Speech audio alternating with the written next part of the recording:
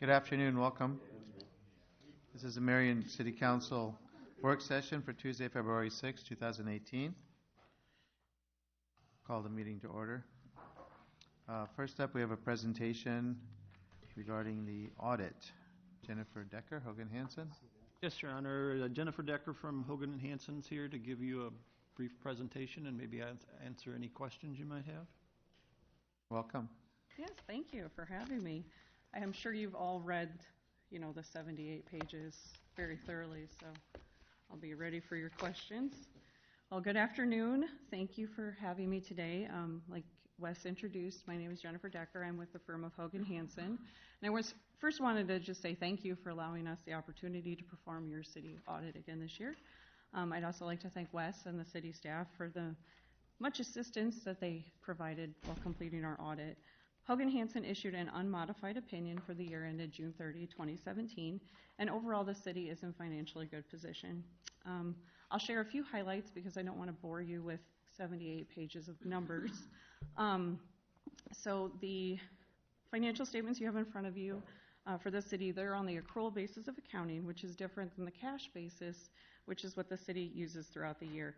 The city's total governmental fund balances, which includes the general fund, debt service fund, capital projects funds, special revenue funds, increased by approximately $6.2 million for the year. There were no GO bonds issued, and there were approximately $4 million in repayments. As of June 30, 2017, the general fund... Excuse me, is the mic on, Amanda? It is on? Yeah, it is on. Okay. I can pull up real quick. Go, keep going. Okay. I'll just start with the general fund. That's the chief operating fund of the city. Had a fund balance of $10.7 million. The total expenditures of the general fund for the year ended June 30, 2017 were approximately $20.7 million. The city's total business type activities, the net assets for those increased approximately $450,000. The city's business type activities include the sewer rental replacement, city communication and utility, solid waste replacement, urban forest utility, and the stormwater management funds. The city's financial statements also include the data of the component units, which are the Marion Water Department, Friends of the Marion Library and their foundation, Marion Parks and Recreation Foundation, as well as the Marion Firefighter Association. Even though these entities are legally separate, since the city is financially accountable for these organizations and their relationship is such that exclusion from the financial statements would cause the financial statements to be misleading or incomplete, we include those in those financial statements. We're also required to report internal control deficiencies that we note during our audit. We noted 2 material weaknesses in regards to segregation of duties and financial statement preparation. These are both prior year comments as well and are really not of significance as far as all cities in Iowa have the same problem. We did note one significant deficiency related to credit cards that were missing some supporting documentation. Let's see here. Then we're also required to summarize other findings related to statutory reporting. Those are at the very back 2 pages of the report. Disbursements did not exceed the amounts budgeted. Questionable expenditures, we noted. These are the things that there's an Attorney General's opinion that if the public benefit derived has not been clearly documented, we are required to note those, and those are listed on page 77. And it's possible that they meet the test of serving a public purpose under certain circumstances, but we would just want to let you know that the City Council should take note of those transactions. Then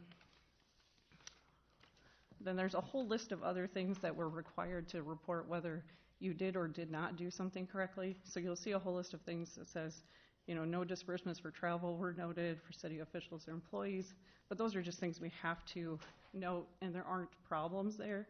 It's just required that we note those. There were 2 additional findings related to a TIF certification report. The city's filing it in accordance to Lynn County standards, but it doesn't meet Chapter 403.19 of the Code of Iowa, but Lynn County says it's fine. And then the urban renewal report, the TIF debt outstanding was not reported correctly. So if citizens are interested in reviewing a copy, It's available on the Iowa Auditor of State website, as well as the Finance Department. And if you want to ask me questions, you can go ahead and I'll do my best. Thank you. Questions? Just a little follow-up. Again, I'm used to looking at audit reports, although I did not look at all 78 pages. Yeah. But I did go back and look at the findings in the back related to the internal control report. And again, anytime there's a management report, I always want to know what those findings are. Sure. And again, it indicated that both of the material weaknesses are repeat offenders. Yes. And again, I understand segregation of duties. The company I ran before, we got written up by our CPAs Sure. for the same thing. But my question to you and maybe to Wes is that it talks about in here that the city's aware of this segregation of duties and is considering alternatives on how to mitigate it or how to improve it. Sure. So have we seen some changes? I know the only way to really get rid of this is by adding more people. Sure. You can add 2 or 3 more people. No, there are. So I understand that, but have we done some modifications or changes on how to improve this area? Yes, there are lots of things that are done by different employees to mitigate those risks, but it's one of those things, like you said, that without hiring, 4 additional employees in finance and 2 additional employees in like the payroll function, you're always going to have some overlap of duties. But no, there are plenty of safeguards in place. Okay, so from your standpoint and what you have looked at, you're comfortable that with the personnel that we Yeah, I have, mean, they've there's- pushed it about as far as they can? Sure, I mean, All right. you have the cost-benefit analysis, and Right. it doesn't make sense, but there's plenty of hands on transactions. Okay.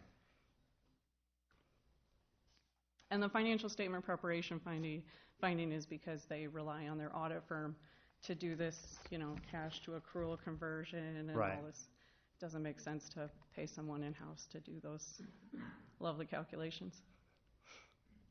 Because that's just a year-end adjustment, right? Yes. I've had discussions with Wes that Sure, yep, we maintain all the financial statements on a on cash basis during the Yep. year and then adjust it to the accrual at year-end. That is I'm- correct. I'm fine with that as well. Yeah, so that's, again, a finding you could get rid of, but is there the cost-benefit of doing that? So your comment here is about how it's done during the year, not necessarily at year-end. No, it's regarding the year-end financial statement preparation in that these financial statements are prepared with the assistance of the city, but you rely on your auditor to actually do the presentation for them. Oh, I see. Okay, now But yeah, but if I understand that better you could now. do cash basis monthly. We Right. don't have a problem with that at all. I wouldn't think you would. No, not at all. Okay. And again, most cities in Iowa have the same 2 comments, and they're okay with that. Okay. Other questions? I know it's really exciting stuff, so if you come up with something later, my phone is available. So, thank you very much. Thank you.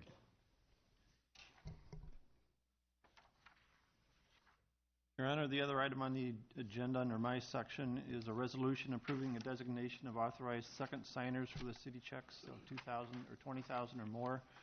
A long time ago, the city established an internal policy where any checks of 20,000 or larger would be co-signed by some other person other than myself, or Beth is also on the account. Up until this point, I mean, it's been Lon, it was been Dan Whitlow, and Ron Hoover. As you well know, 2 of those people have since retired, and Lon is from time to time out of the office and unavailable, so we'd like to maybe suggest that we appoint a couple more people to fill those vacant positions. And do you have suggestions of who those would be? We discussed it with Lon, and I think we would like to recommend Mike Carolyn from the Parks Department, Deb Crable with Fire, and then Amanda Kaufman in the City Manager's office. A lot of time Amanda, for example, is gone at the same time Lon is, but not always, and I think the other 2 would be available at that time, but I think it's just good to have that other signature, but then they just have to be readily available for us to get that. Okay. So For Thursday, will there be a resolution with the actual names, or? There'll be a resolution on Thursday. I looked back at the prior resolution. I don't even think we designated the names, or maybe we did, but we'll put them in the resolution this time. Does anybody have questions or comments on that? Have you asked them if they want to do that? The three individuals you've noted, have you asked them, and are they willing to be co-signers? I have not asked them. Lon, Here, are you willing to be co-signers? Lon contacted me, yes. Okay. Same here. Amanda? Anybody have any questions or comments on that? Good idea to deepen the bench. Okay. Okay, thanks. Any other questions from anyone on the finance agenda that's not marked? I just had one question on, let me see if it's still the same thing. I think it's 3E. 3E. These are my notes from before the Super Bowl, and I was going through all this paper stuff. No tears. Okay, just for my own knowledge, so none of these renewals had any violations in 5 years except for this one, and just to know going forward, what's the benchmark for when you would renew it? How many violations would it take for it not to be recommended? Do we have a policy? Do you know, Leanne? I know with each violation there is a fine. Maybe even the chief can speak to that. I know there's also a suspension of their license for a period of time, and that escalates with more violations. Mm-hmm. I could dig into it for you. I don't have it in front of me. Okay. Honestly, this is the first one I've come across where there was one violation. Yeah, and I don't notice it, and I'm not saying that I don't think we should renew it. I just wondered if we had a trigger point where we wouldn't, if there's a certain, just to be consistent, what that threshold would be. I may be able to answer that. A lot of times with the approval of the liquor license, there's an inspection conducted by the building department and the fire department, the fire marshal. And those are the violations that are usually listed. It could be that the emergency light battery was dead, or the exit sign wasn't lit. Those kind of things that if they repair it in a timely manner and they pass the next time we come in, then we recommend them for the liquor license. So the violation doesn't even mean they sold to someone underage. It could be... That could be one of the violations right, for but PD. there's a That's whole what I thought, category. too. Yeah, I thought That's it what was I thought it about... was. Yep. I think that was added. I think someone from council wanted to make sure that was accounted for at one point in time. Oh, go ahead. I just came up here for clarity. The violations that you are seeing are asked for council, and those are selling to minors. Okay. As for your question as to how many, I don't know, and thankfully in Marion, I've never seen more than one on the ones that I've done. So So we may not have had to deal with that issue. exactly. I haven't had to deal with it, so that number is not readily available. Yeah. So if we see more than one, we're going to be, just know that we'll be asking more questions, so you may as well provide more information right up front relative to that one. So Well, I'm kind of hearing. I'm just wondering what, if other towns have a policy, just so that we are ahead of it and not reacting if somebody all of a sudden has 3 and then we decide, or I don't know how important it is. It just caught my eye and I thought I'd try to learn more about it. I'm not sure if the state code actually lists it out, but there's a point where if they have more than 1 or 2 violations, I think the chief has to sign off on it, and it comes a judgment on his call. Okay, so then it is scrutinized at that level. Excellent.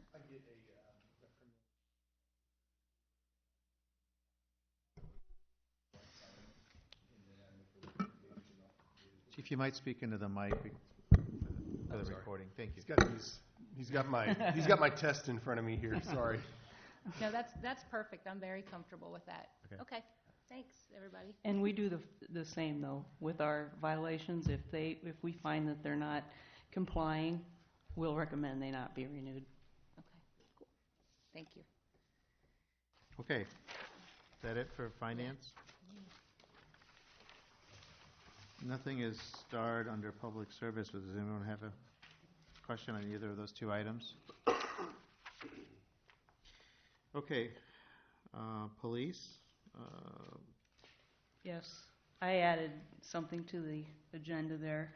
Okay. If you recall, last city council meeting, I had discussed with you about our cardiac monitor defibrillators and thought that, we are in need of them. We didn't have an exact amount at that time, so it wasn't on your consent agenda. So now I'm placing it on your consent agenda. And it is considerably $21,000 less than what we had anticipated. So that's good news. So I just put a copy in front of at each of your seats. So that was a last minute added item, and I apologize for the late notice. Oh, here it is. So Chief, this is a budgeted item? Yes, it comes out of the reserve fund. Okay. But it's not a budgeted item. If you recall, I think Wes said at our last council that it will come out of the reserve fund, but it was Right. not budgeted That's what I for, meant. but it'll go through the amendment. Money is set aside Yes, for that. it is. That's what I meant to say. Yes, it is. Yes, and we did go over that last meeting, so. Yes, we did. Okay. All right. Any questions on that? On the parks? Mike?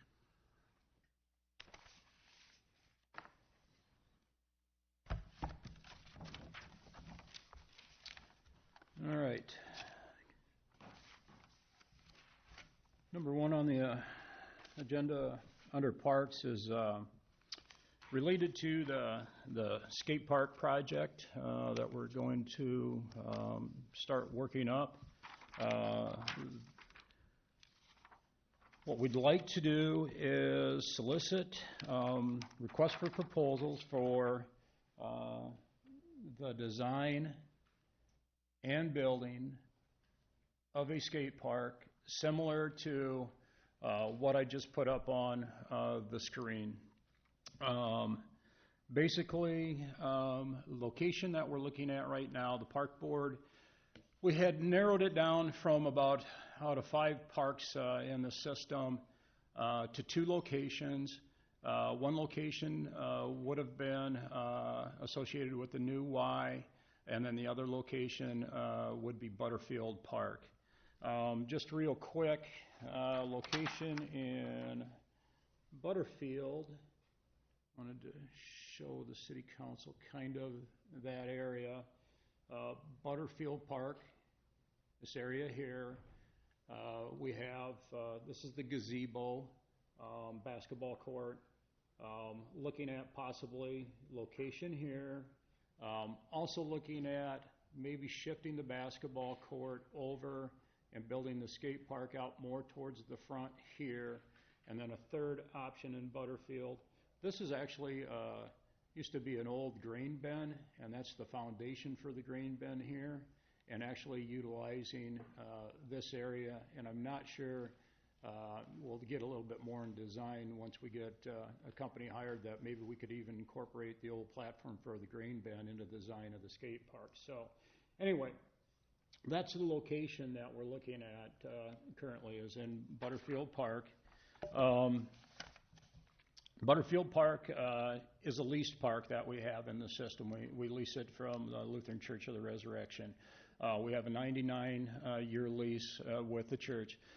Within the lease agreement, when we originally put that together, there was language in there that basically said that any of the infrastructure or build out that we did of the park, they would reimburse us for those items if they would terminate that lease.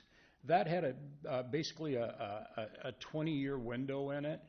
So we'll need to go back. I've actually reached out to the church already and talked to them about the skate park in the park. They seem pretty excited about it, but we will need to go back and talk about the lease a little bit and do some adjustments in language in there. I'm not too concerned about that, but just wanted to kind of let the city council know kind of what that all entails to get there. So basically, we'll get the RFP out the door, get those RFPs back, set up probably a couple interviews with a couple of the companies. Hopefully we'll have a pretty good response on that. Then with the park board, we'll pick that design build company and start the process of design of the skate park. Basically, we'll probably have one or two public input meetings associated with that. Called out one in the RFP, but possibly two. Hopefully, we'll still be able to get the project with the companies that I've talked to. We have one that's fairly local in the region in Missouri. They thought that the timeline that I had set up in the RFP was very doable to get the project done yet in this construction season. So hopefully that'll happen. Budget for the project's $150,000, and that should get us close to a design similar to this.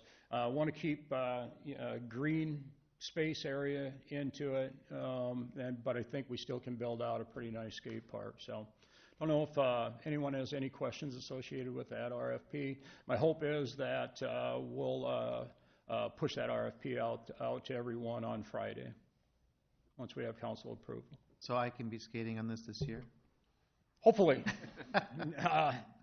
At your own at your own risk. No, it will be good. You said this construction season will be... That is the plan, to still do it within this okay. construction window in 2018.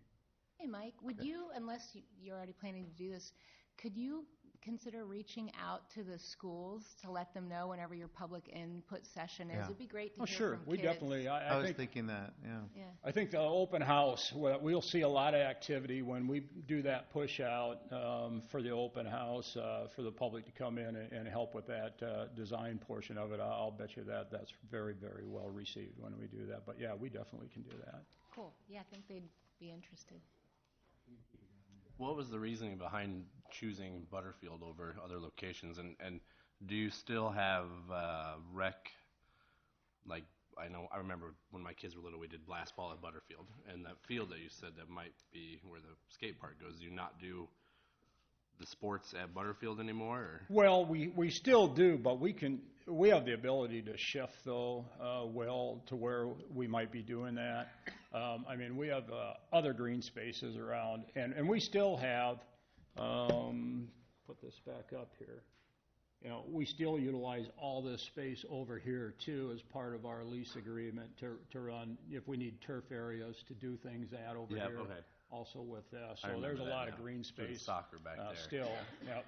Okay. But, it kind of segues a little bit into, we also have the 29th Avenue and 50th Street area down the street. That's all turf area down there, too. So, and as the water department starts building out their pump station, and we do have the curb cut in there for the drive and stuff, so we can do temporary parking in there, too, if we need to. So we have a lot of options when it comes to that type of activity in the system.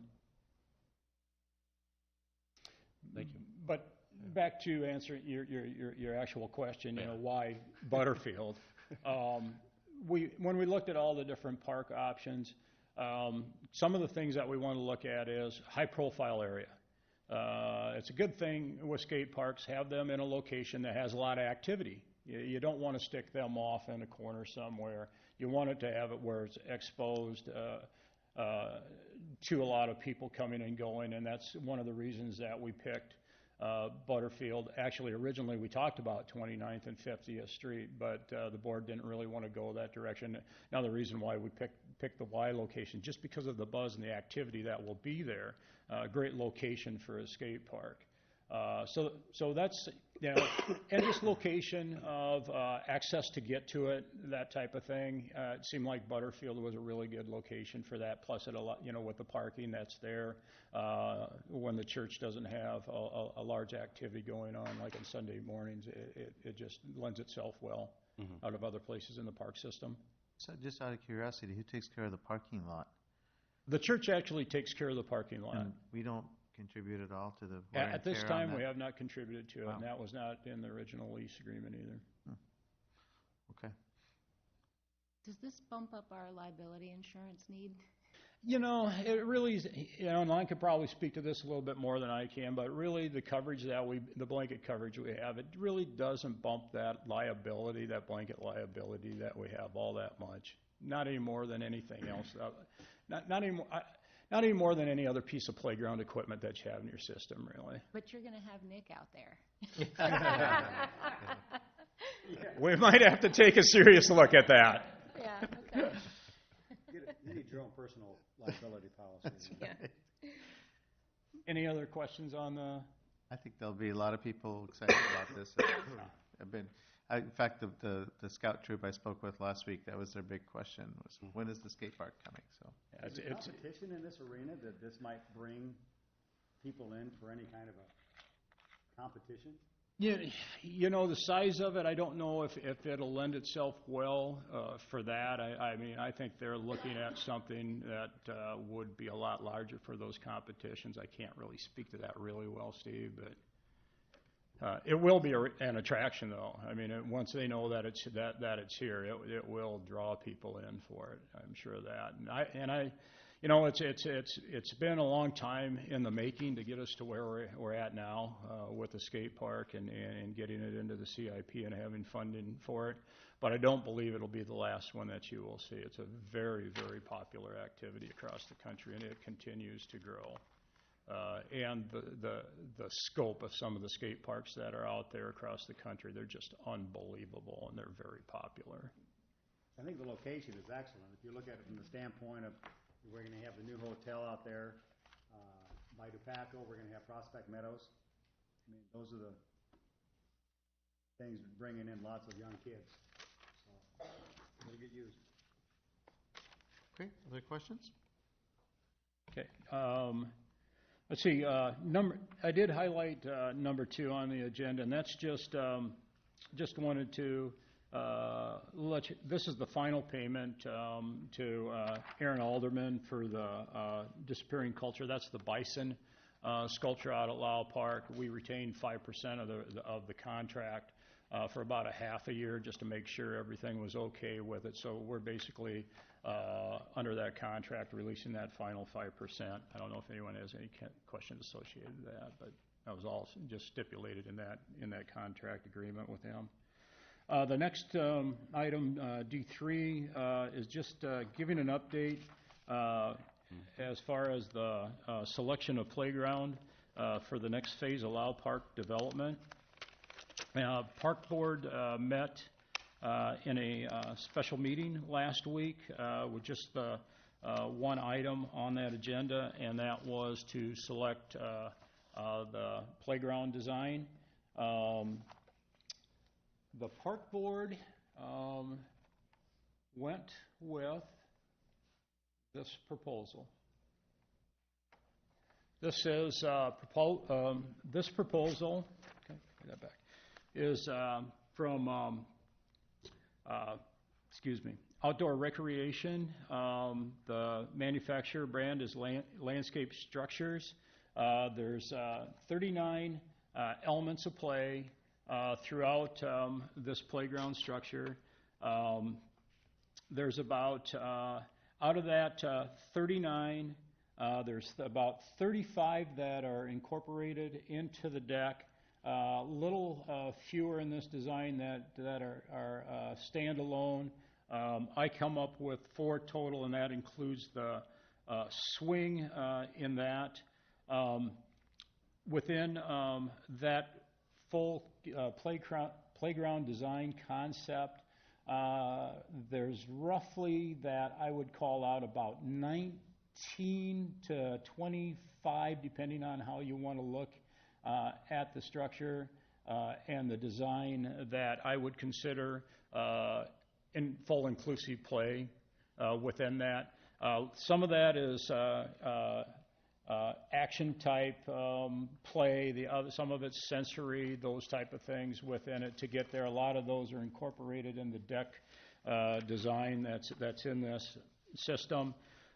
Price that they have estimated for it is $299,754 for this one, so it is a little more expensive than the other proposal that we received. And just as a refresher from the last time I talked about this was the proposal from Fry and Associates for a Play World design.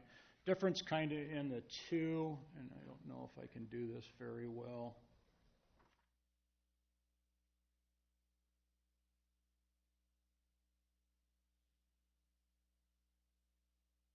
Where you see in the design from Outdoor Rec, where a lot of it is staged all throughout one system. The one from Fry and Associates was a little bit more spread out. Some of the things that the park board looked at in those two designs and kind of why they leaned towards one to the other, they really liked the aesthetics and the design of this one here versus this one here. One of the things that we had asked when they put the proposals together was to try to bring in somewhat of a natural component and feel to the playground itself. They really liked the concept of the leaves on this one. They liked the roof lines better on this one than this proposal here. They also liked this feature here, kind of a log cabin-y kind of style to it. Also, height. This one does have a little bit more height to it up on this end than this structure here. They thought that offered a little more excitement and play for the kids based on that. Another thing in this proposal, it has this element here, which is a 2 to 5 year old play, kind of a playhouse, if you will. Here's a kind of a better shot of that. It gives you kind of the idea of it. So they really liked the way that was incorporated into the design also over the one from Fry and Associates. Just some of the things, and just make sure I hit on all of them. We talked about the extra height, the look of the wood, the extra swings. There were extra swings included here over the other one. I think it was one more seat in it. The other thing that they talked about too was they thought the way that this design was spread out, and from what they've, few of our park board members have grandchildren, take them to playgrounds a lot. They see that in this design here and the way it was spread out, their feeling was that when they go to these playgrounds, everyone gravitates back to the main structure. And they're not spread out, and these elements that are out to the sides, and I know this is a little hard to see, these elements that are out to the side that they just don't see kids playing on them. So that was one of the reasons, too, why they went back over to or gravitated, if you will, more towards this design, that they felt that the interaction and socialization of the kids would be more with this design than it was with this. So that there was a lot of discussion about these two playgrounds, but I just wanted to kind of let the city council know kind of what got them to the point of selecting that playground design. So that's what they have selected. That playground design will be incorporated into the overall construction or bid package, if you will. We will, the general contractor, whoever would get the bid, it would be their responsibility to go out, purchase that playground system from that vendor, knowing that we have the specifications of what that is. We have a known cost associated with what that cost should be, but it will be their responsibility as part of the bid to go out and purchase that, and then do working with that vendor to do the construction of the playground. It just we looked at working with the MSA, looked at a lot of different options of how we could put that project together. To me, it's a lot cleaner if I know I have one contractor, a general contractor, that's responsible for the entire project. If something goes wrong, it's on them, versus if I broke that out, had someone building the playground, someone working on another component of the project. You get into whose fault something is, and this way I know that I have one person to go to talk to if we have an issue with anything. So that's kind of why we're going the route we're going. So that's kind of an update on the playground. I don't know if you guys have some questions, be more than happy to try and answer them. Okay, Kim? So what do we have in the budget for the project? For the playground itself, I had always itemized it out at about $300,000. I had told the playground manufacturers and vendors to design a playground based on 250. And so that's why we had somewhat of a variation. One came in just at 250, and then the one that the park board gravitated to came in at almost 300,000. In fairness, I'll back up a minute. In fairness, I also had a proposal from Fry and Associates that came in, and it was their original proposal, and it came in a little north of 300,000. And I said, you need to go back to the drawing board because that looks like well over 250. So I went and I got that proposal out, and I said, you need to compare apples to apples. If this one's 300, you got to look at one that's closer to that. That did not sway the board. They still gravitated towards this one here during that meeting. So it's still within what you have budgeted? It's still within the overall budget. Like when I talked at the previous council meeting a couple weeks ago, I talked about that there still is an overall project budget estimate. We had about $136,000 gap at this time. That's based on estimates. That gap widens a little bit when we go to this. Now, with that said, if... Widens over? What's that? Widens over? Yeah, opens that gap up a little bit to where I was at I think here real quick. If we were at 136 and then we add this and we're going to be, that gap opens up to about 177,000 based on the budget that we have currently. What's the total budget? Total budget, remaining budget, the original budget. Did the park board know about the gap before Oh, the yeah. show? Okay. Yep. We discussed that, and actually I told, when as part of the discussion when we were going through that, Renee, I said, now there could be some hard decisions that you're going to have to make down the road depending on where we end up with some things. And I said, there's the possibility that maybe we might have to come back phasing the pavilion or something like that. And they felt comfortable with that. Just bringing, just discussing the overall project. The board feels very important to get the playground built. And if there was one thing that I could phase back in, the easy thing to do would be the pavilion. I just want to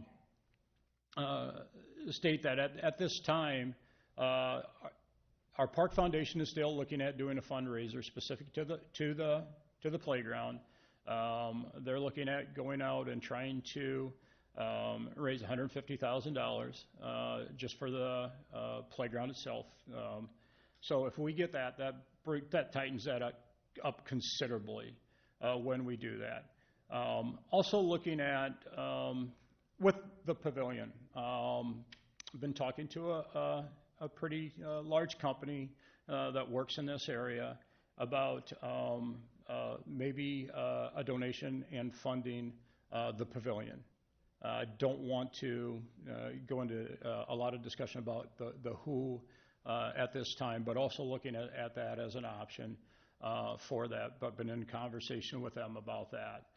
Nothing to announce yet at this time. It's a little early for that. So there are some things that we're working on that can help us with the overall project and funding and those type of things. Again, as I can break down the numbers to you, Renee, a little bit too. So I had looking at, and this is based on some recent estimates that I have from MSA. We're looking at $300,000 for the playground project, $300,000 for the restroom, pavilion in at about $90,000, and then miscellaneous concrete work, the sidewalks and everything associated with that project at $70,000. Utility work $10,000. Amenities, your benches, your grills, those type of things, another $10,000. $30,000 for landscaping. That's trees. That's the planting along the roadway and then down around the park. Now that $30,000, most of that work we're going to be able to probably do that in-house, and we'll do a lot of the purchasing for the trees. Right now, looking at targeting the Alliant grant cycle for the trees that will be needed as part of the landscaping. Also looking at a small grant to help with some of the the plants, because a lot of that is going to be native pollinators, that type of thing. So I have a couple sources that I'm looking at, maybe some small grants for some of that planting as we come in. So there's some things that we're also looking at and trying to chase down when it comes to the landscaping part of it. So that $30,000 for landscaping, most likely that'll all come, and we'll do that part of it in-house. The MSA services, that contract is for $66,500. That brings you to a total of $876,500.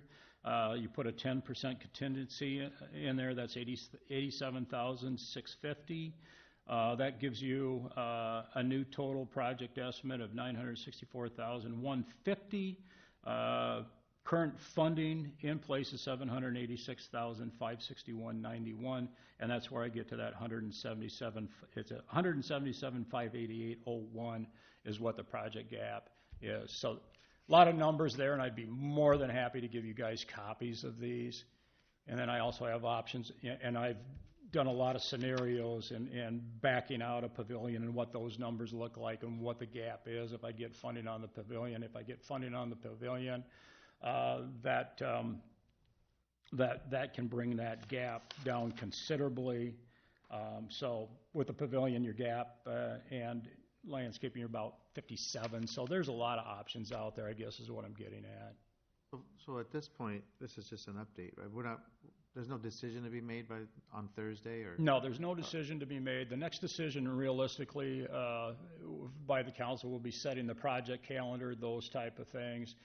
Those will come before the council for the project. So we'll have that project calendar that'll come before the council. Then we'll go out to bid the project, and the bids will come back before the council for approval for the overall project, and those will be some of the next steps that we'll go through. So then at what point does the fundraising have to be done in order to take into consideration whether or not? The fundraising, again, the foundation, they should be kicking that off right now. I think that we can look at the overall project, and that's something I wanted to have a conversation with Lon about, looking at what our options are with the project and moving forward.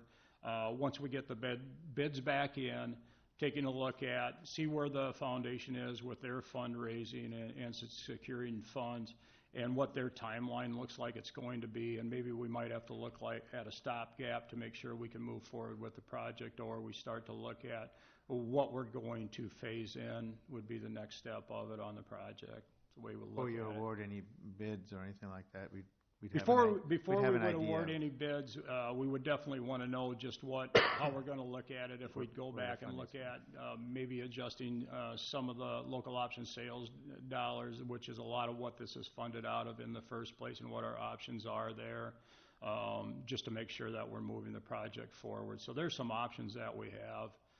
Yet, but again, I haven't had a chance really to sit down and talk to Lon and work through all those scenarios yet, to be honest with you. Okay. Thanks for all Questions those numbers. Yeah. Other questions? I have a question. Kim. Mike, didn't you say that this park will be disability, maybe for kids? All inclusive. Yeah. The playground itself is what they call an inclusive design playground. So basically that covers all disabilities, whether you have whether you're wheelchair bound, or if I'll say that if it's someone that has a child with autism or something, or Down syndrome, something like that. A lot of the sensory stuff that's in the design associated with that. Also the fact that, making it so that, with the surfacing, those type of things, wheelchair accessible, not only just wheelchair accessible, a wheelchair bound person, but if we think about it, with an aging community and with grandparents, and I think estimates of where like 40% of grandparents take care of their grandchildren during the day. So when you talk about accessibility, That playground design provides easy access and interaction. If you look at, the ramp system that are in these design, very easy for a person to walk up those ramps. So when you look at that inclusive, it includes a lot of things. We have a lot of veterans that are coming back that have had very traumatic injuries, those type of things. They're going to be able to interact with their children in a playground design like that. So there's a lot of things that are included when you talk about inclusive. It's very expansive, if you will.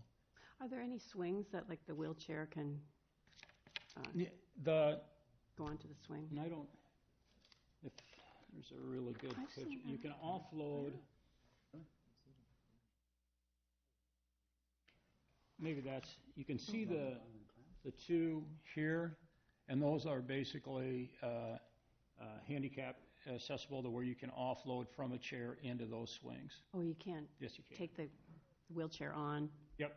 Oh, you can? Come up to it, and They have to get out of it. kind of have someone there to help to assist with it, but you Those can't. swings are similar to what's out at Indian Creek School. I haven't seen the ones at Indian Creek School. They have two just like that. No. Yep. Put my kids in them, or grandkids. Is this Knoll Ridge and Cedar Rapids has a all-inclusive? No, the one that they built out over at Knoll Ridge last summer is inclusive. If we went over there, would this be kind of similar to what they have? I've been over to Knoll Ridge and looked at that. They're similar, but they're different. Functionality, though, in the similar? sign, functionality similar, very similar. The other one that was proposed is almost a spitting image of what's out at Squaw Creek Campground. It's very much, and Fry and Associates. Fry and one. Associates did the one that's over at Squaw Creek. So that's why those similarities look like. I personally think that this one's it's nice. This one's a different one, and it will be different. I think I like it better than the other one personally. Mm-hmm. And if you look at, and I've looked at a lot of them in the area, and even the new one over at Knoll Ridge, this is completely in design a lot different than the one at Knoll Ridge. Okay. I just had one more. Yes. So we had talked about colors, about it blending in at Lau. So will it be that, or will that be something that gets? They like the natural colors. They like these greens because it's kind of a. And sometimes the pictures don't do them justice, but they did like the darker green and the lighter green combination. The brown colors incorporated in it. Blue surfacing, no. That we will change that color palette of the surfacing. And I've been looking at different colors of surfacing, and I was actually looking at a lighter color, just because we've talked a lot about we're kind of shade starved there. So lighter color will help us with sun a little bit. So actually looking at kind of more of a beige or something like that, then I get a little concerned about, is it going to look dirty and those type of things, but it will help us a little bit. So we're still, and I don't want to drill down too deep into this, but if we could go, this gives kind of an idea that we might two-tone it, that maybe around a piece of equipment, we'll outline that. That might be a little darker color because that's heavy traffic area. And then as we pull away from that, then we go to the lighter tones. Great, thanks. Okay. Other questions? And I have. You have one more item? Enough. One more, just this would be our purchase of prairie seed mixes. So this is associated with a 1,000-acre prairie pollinator initiative that we're doing with CR Lynn County Conservation and then the Monarch Research Project. This year's agreement that we have in place is that the Monarch Research Project will reimburse us for up to $14,000 of our input costs for our prairie planting project this year. Working with the let me put this up here real quick. The target area that we have identified for this year for our pollinator project is this basin that is south of the 29th Avenue Bridge, Indian Creek Road over here. There's about 11 acres, a little over 11 acres in this area that was a borrow pit originally when the bridge and the road project was done. There was some planting in there, and we've done inventory of that, and there are some prairie grasses that are still remnant there from the original planting, but we're going to go back in. There's a lot of invasives in there now. It's all overgrown, so we actually started about a week ago going in here and starting to do some of the prep work for it. So this is the area that we're targeting for this next spring to be planting as part of it. The new trail, if it comes up through, really would not impact this area from the proposed alignment. That's going to be more kind of over in this area and come around closer to Indian Creek. So this area, I don't feel that we really will have much impact when the trail comes through. Basically, the city of Cedar Rapids did the bidding for the project. This is kind of the breakdown of what our seeds. This side actually shows you all the different seeds within the mix that we have. But this is kind of the breakdown. What we did when we bid it out was that every company had to bid every seed, and then we were allowed to go back in and pick seed by seed the lowest bidder for that seed. It's quite a spreadsheet back in my office. But anyway, that is the breakdown of those. So what I'd like to do is we'll just have a resolution.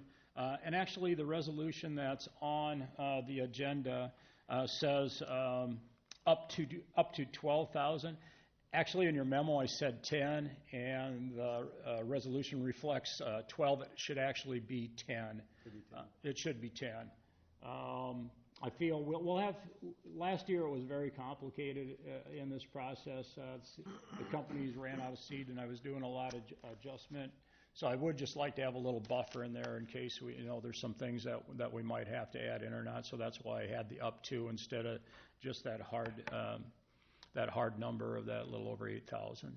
So, Like we've had over time, we've had on several occasions, a couple of people that came and talked to us about that area. Mm-hmm. Is this consistent with what they've been proposing, or is this going to make it worse? Yeah, the individual that originally, it was gentleman by the name of John Hanson. John is a teacher at Linn-Mar Schools, and it was one of his students originally that had put together a proposal and come forward to the city council a couple different times that they had been there. We have reached out to John, so he knows that we started the process of doing that, and they have quite a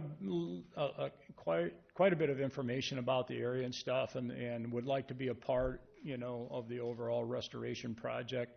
One of the things that we're talking to him about currently is getting a group of volunteers together to go in. Now that we're doing some mowing and things, we're exposing a lot of garbage and things that have collected in there over time, and having a volunteer group come in, do a cleanup, and John might head that up for us. It's a great way to engage them in the process since they're really interested. But so this is consistent with what they've wanted to see happen here? Yeah, definitely. He had always wanted some type of restoration project to go in there and remove some of the woody growth materials, those type of things, right. and then just to manage the area differently than what we had in the past, which basically just let Mother Nature do what it wanted to. So we'll work with John, but yes, it does align, to answer your question, Nick. It does align with what he'd like to see. Well, that's good. That should make them happy. Mike, is there any concern with this area? Because I know when you see periodic flooding in that area. Is that going to be an issue or concern when you're trying to do all these plantings? The area itself is prone to flooding, but it will not hurt these plants that we'll be planting as part of the Prairie Pollinator Project, just because Indian Creek and the flow of the flooding were up and then we're back down. The only thing would be if it was sustained flooding, and then we would start seeing the drop in sediment and those type of things. But history, looking back and looking at the flooding that we've had in the past, and if you look at that area, it does come back fairly quickly. So I don't think that we'll have an issue with that. Okay. Okay. Other questions on that for Mike? Thank you.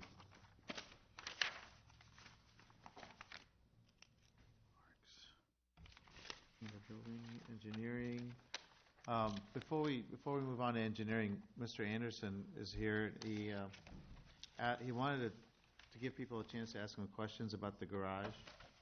That In the Anybody have- neighborhood? Is it that one? the garage that he built, and where we've heard comments from people. So, I mean, he's here if anybody has any questions for him. Which one are we talking about? What's It's in the a neighborhood address? over by, Off of 29th, 3851. 3851.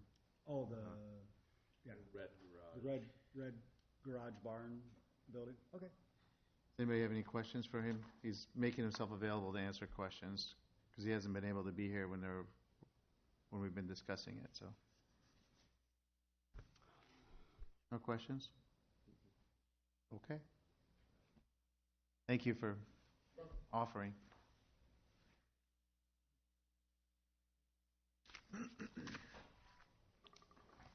Okay, engineering. Amanda, can you switch it to West Lectern? We're going to try PowerPoint. So the first item isn't starred, but was there any questions about any of the payments while we're switching it? All right, number 2 and number 3, basically we have a public hearing to amend the access fees regarding Winslow Road. They're basically the access fees along the Excelsior Middle School.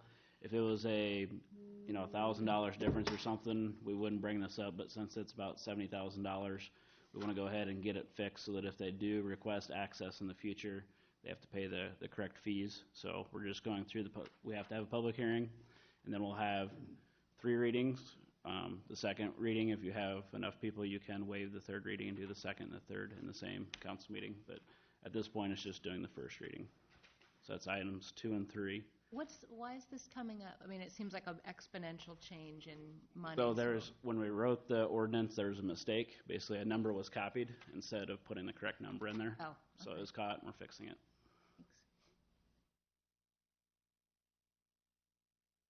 Like I said, if it was only $1,000 or something, we wouldn't go through this process. But because it's $70,000, we're going to go through the process. Good idea. All right, F4 then is the public hearing for the 2018 sidewalk assessment project. And this is where the individuals that are going to be assessed can come in and speak. They've all received a certified letter that's been notified in the paper. It's been posted out here at City Hall. And so basically some of the items that they received, it's going to be the sidewalk along 29th Street going from 12th to the north side of, well, let me zoom in, to mid-block on the east side. So last year we stopped on the south side of 12th, so it's just extending that farther to the north.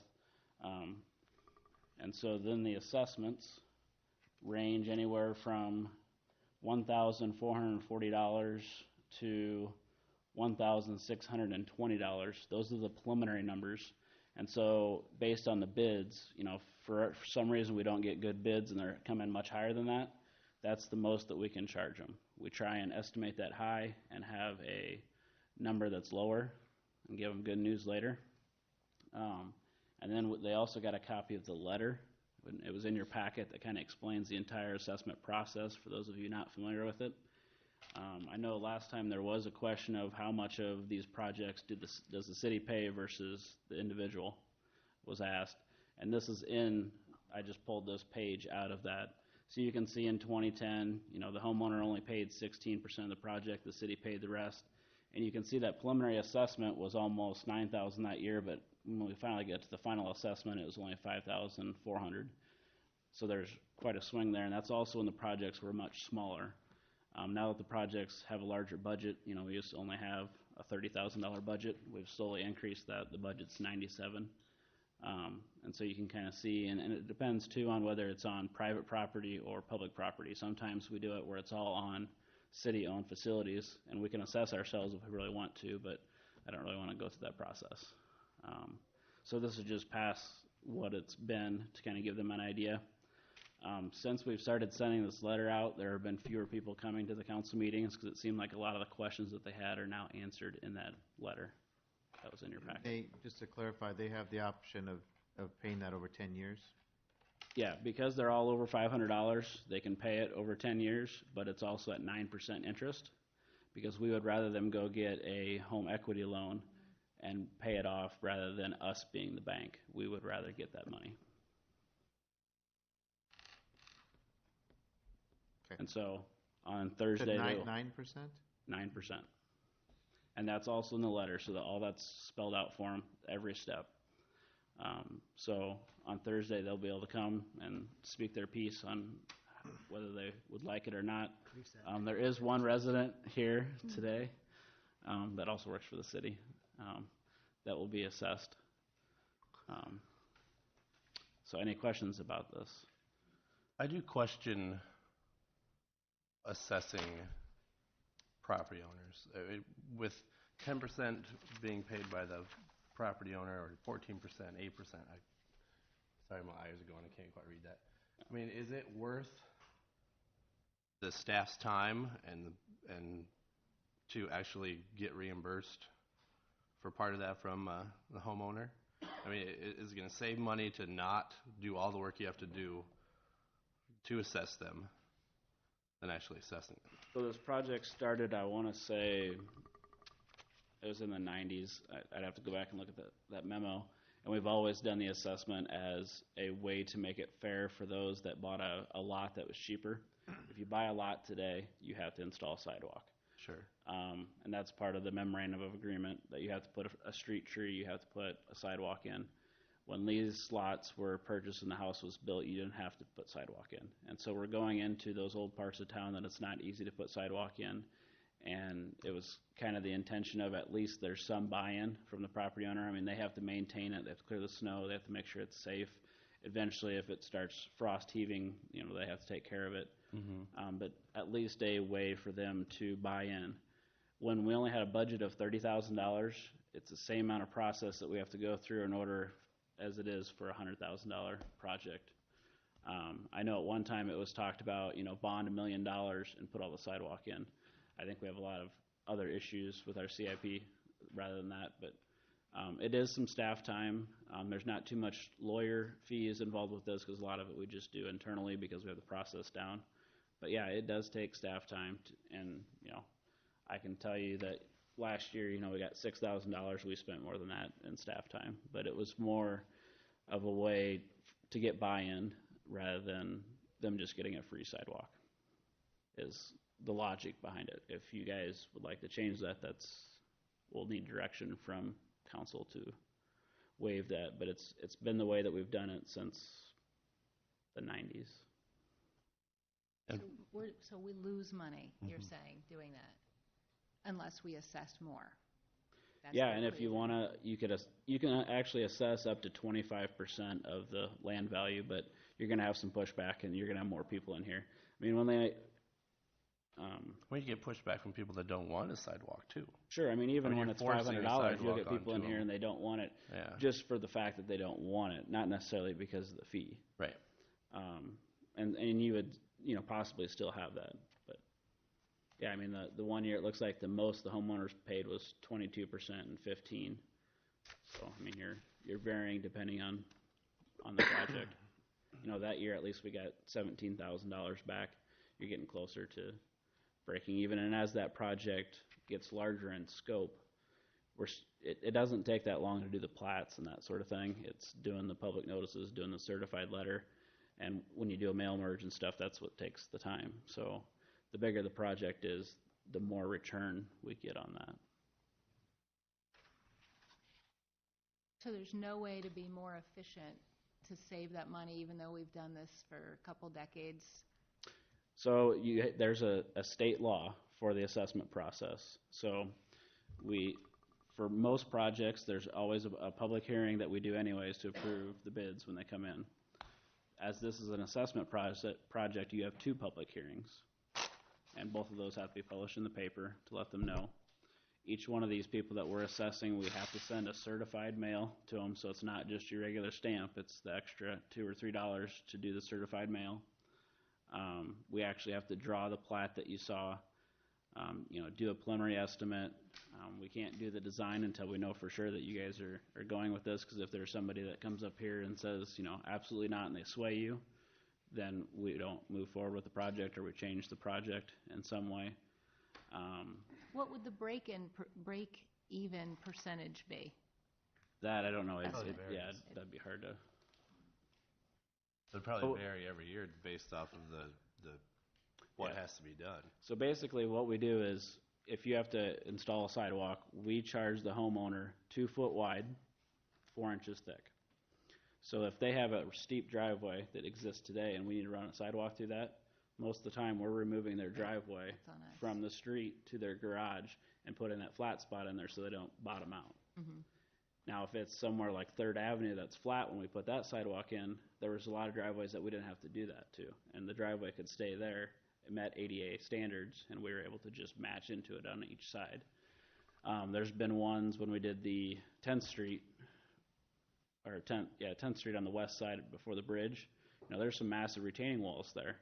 So the city picks all that stuff up. If there's trees we have to cut down, all the homeowner pays for is that 2 foot wide, 2 inches thick, or 4 inches thick. I mean, if council wants to direct us to do something different for future years, we can do that to try and get more of that money back. That was what was decided back in the day. Right. And you would be in favor of getting rid of it altogether? I think so. I mean, I hate losing money. I like people having some skin in the game, but if we're losing money every year, I'd be open to a conversation. Why? I mean, we know we're losing money. That's what Because we have to have question is, sidewalks. yeah. We have to have sidewalks. To me, there's no question with that. We're improving 9 houses a year. This seems like a really, really expensive. And in this case, it's a little different. 9 houses. Yeah, Steve, for this year, it's a little different because it's side yards versus front yards, so that's why it's less, and that's why the assessment's higher. A lot of years, people pay less than $500 because it's their front yard, and it's obviously much narrower than longer. So it varies on, what part of the street you're going on as well. So it varies. I mean, when we did 3rd Avenue, there was much more houses that we assessed. It was spread out amongst more people because they only had, what's the normal width on a old lot? 60 feet. So 60 feet versus 120, they're paying twice as much as. And there was one year we actually had someone that was on the corner and we were going to assess both their front and their side. So do we feel we're really making a difference by spending this $100,000 each year? We could, I know like we're I said, increasing it. we've had previous conversations of why don't we bond for $1 million and do $1 million and actually make an impact. But if you look at your CIP and you already have that much money, where does that fit in the priority? Yeah. I mean, you are increasing the connectivity of the sidewalks Yeah. in the neighborhoods. We need the I mean, sidewalks. And there's a policy point there that, property that's being benefited by the improvement should pay something. But that's an opinion too on if it's being improved or not improved. You don't think that adding a sidewalk to a house improves the value of the house? In the In neighborhood. whose I think eye? it, In the neighborhoods well, too. If you're strolling plus- your baby, you're walking and your they're- dog, you're walking to school. I've 15 years I've lived in my house and no sidewalks on my street, and I don't want sidewalks on my street. you're the realtor, so I What? guess, yeah. Well, it doesn't. I mean, it depends on who's. Your I mean, school I just, district I wants just think you have to sidewalks. consider, Yeah, I know, that's why I did it you on have to the third. consider the broader precedent, because we do have that policy in other areas where developers pay Mhm. a portion of the street and they put, Right. you have to think about the precedent of, Yep. it's a broader policy of property being benefited by public improvement, and paying part of that for the benefit. My thought on it, but we can have that discussion. Yeah, But and for as now, our we're- ADA transition plan, I mean, we'll be updating it, I believe, next year, maybe this year. And so we continuously, both with the ramp project and with this project, request, that annual amount to increase. And so as that annual amount increases, then we'll get more return on investment. Because The amount of work we do doesn't change, whether it's 1 block or 2 blocks. It's the same amount of work to do the assessment process. And eventually, you know, say it gets $200,000, then we'll make our money. But I don't know where that dollar amount is. We don't track our time that closely. But I can tell you if it's only $6,000, we spent more than that. So would it be prudent, I mean, this year's done, right? So just to ask Lon to have some recommendations before we get to this point next year? Or I don't know how long it takes to plan, but I would like to have this conversation. The ship has sailed now, and you guys have no time to come back with what other people are doing, but I hate knowing that we're losing money every year, you know? Wasn't it Will? You said somebody, Cedar Rapids actually stopped theirs. I believe so. I think this is the first year that they're not actually assessing the homeowner anymore. So I haven't reached out to other municipalities, but I mean, that was just to get buy-in, and that way they're not just getting a free sidewalk, Right. whether they see it as a benefit or not. Because you'll have something that come in, why are you putting it on my side? Why don't you put it on the other side? Because I don't want to plow the snow. You know. It's true. Do you know how many people are still financing past projects? I don't think finance keeps track of that, do they? You know how many outstanding assessments we still have? We don't keep track of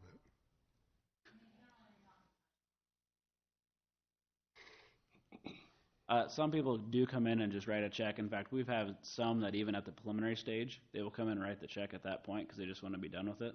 And then we get done with the project and we actually have to cut them a check back because, like I said, we can't assess more than the preliminary assessment. I'm just concerned, or not concerned, but questioning if we do make a change going forward, what are we financing today that's unpaid balance that we've been carrying to this point? Well, we wouldn't be financing it. They're getting financing elsewhere. No, Right. but we have. It goes on their assessment tax rolls plan- for 9 years, Right. yeah, for 10 years at 9% interest. I was going to say, that's what I was going to say. We have an Excel spreadsheet with a big, long list, and I think that thing dates way back. Well, I could look at how many are outstanding. But like Mike said, I think it was just a few years ago that the county finally changed it so that if it's under $500, you pay once. Prior to that, it was over 10 years regardless of what the amount was. Right, I'm just curious, what do we got, a debt of 3,000 or do we got a debt of 30,000 for the last 20-some years that we've held this program? So I would like to know that. I'd like to know what our, you know, that is something we have to be able to answer to. If we change this, these folks, are they still going to be obligated to pay the remaining of that balance? And where do we draw the line? Sure. I think it's a valid question. Of course they would. Can't let them off. Thank you. And I believe it does show up as a separate line when they get their tax bill, so they know that it's there. Yeah, it's a special assessment. Yep. Right. Okay. So that's item 4 and 5, if there's any other questions on that. Is that it for you, Mike? Items 6 and 7 are not starred. They're just a bunch of temporary construction easements. Yep. We're not paying for any of those Oh, you got a lot easements, so I was not going to go through them.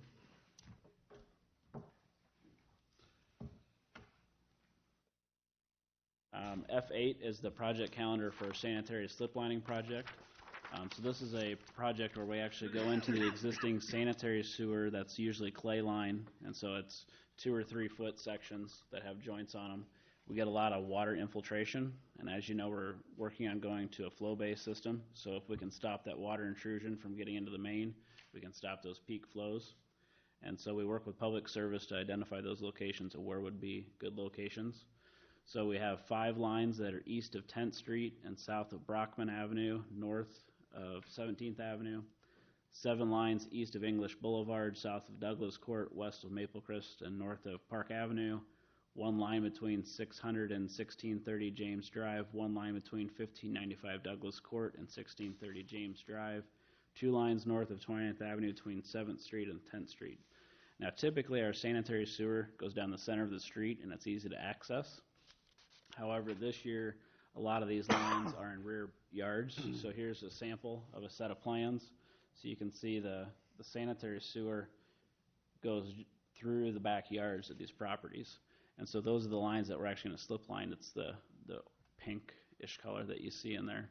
And those are the lines that we're actually going to line. And so that was some of the temporary construction easements on the previous item that we've worked with those homeowners, rather than tear out their fences that are along their backyards, get easements so that we can get the equipment back there. But it's basically just a liner that we put in there, and then we use steam and we cure the inside of the pipe so that it's a new liner inside the pipe. It does lose a little capacity, but it also makes it smoother.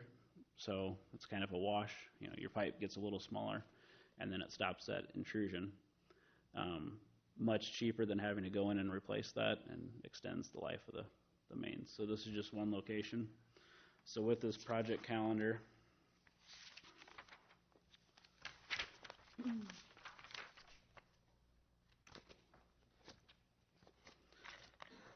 we're doing 8, 12, and 15-inch different size pipes. It has an engineer's estimate of $167,145, and this gets split between the sanitary manhole project and this project, which you guys have already seen. Those bids come in next week. This will have sealed bids received on February 27th, and then they will go to council on March 8th. Work is to be completed no later than September 28th of 18, and there's liquidated damages of $300 per day in each calendar day in excess of these. The reason we just do a completion date on this one is generally it doesn't affect the public other than when they have the equipment set up in the middle of the road. So it's just a matter of when they can get in there and get them lined. They'll have to work with the individual property owners because they don't want your washer running when they're sealing your sanitary sewer. Is the amount of slip lining we do each year done on a budgetary basis, and then I'm assuming we do those areas that, as Public Service identifies, are those that have had problem issues on a repeated basis? Yeah, so like the manhole project that I brought you, some of those manholes Gary has to pump out of when we have big storm events. Right. And so this year we're targeting more of the bigger lines that have a lot of waste that go through them. You can kind of tell on this map, there's a light pink. Let's see if it'll show up.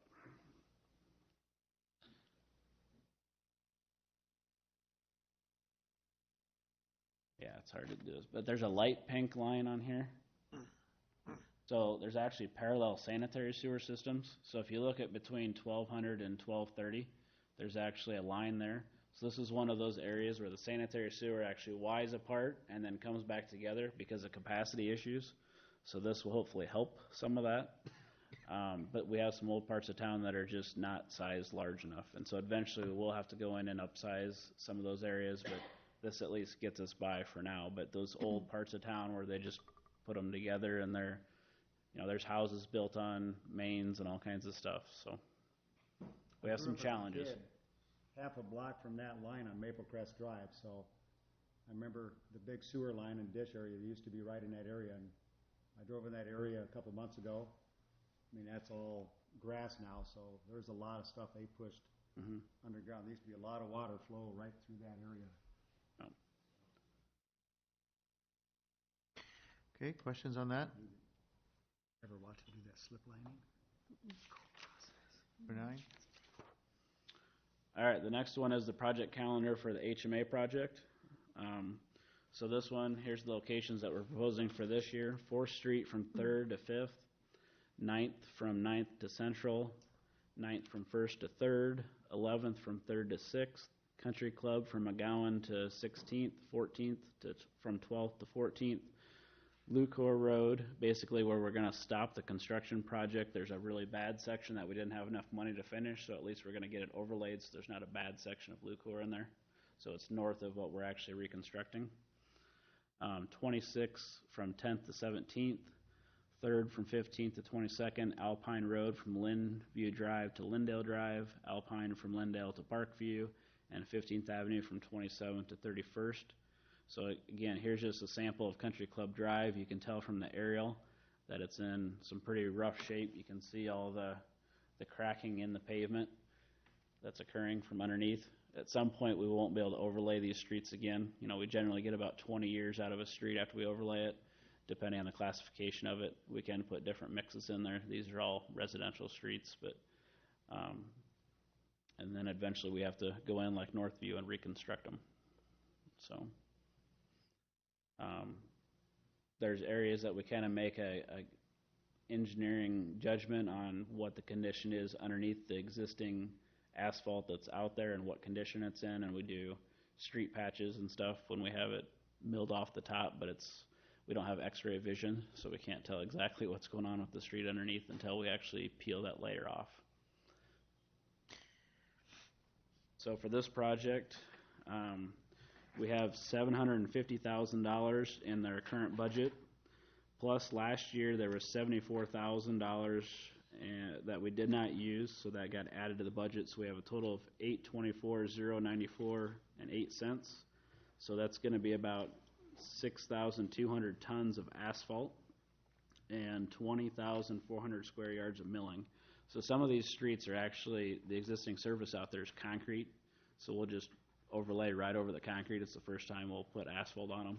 So not all the streets are ones that we're going to mill the existing asphalt off and put new asphalt on.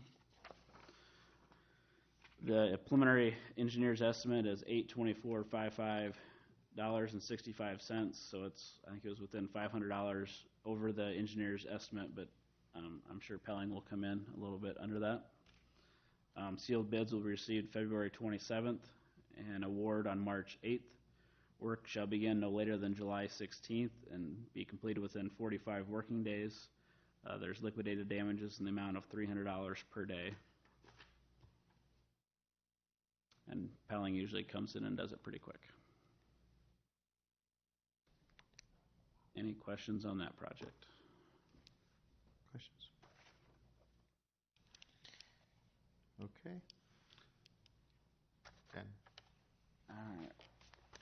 F10 is the project calendar for the extension of Grantwood Trail. So this serves two main purposes. The Grantwood Trail from 35th to Highway 13 is part of the federal funding that we got that is going to be built by Rachi Construction. This is then extending that trail from 35th to 31st, and it's also mitigating the wetlands that we're going to disturb as part of the federal project.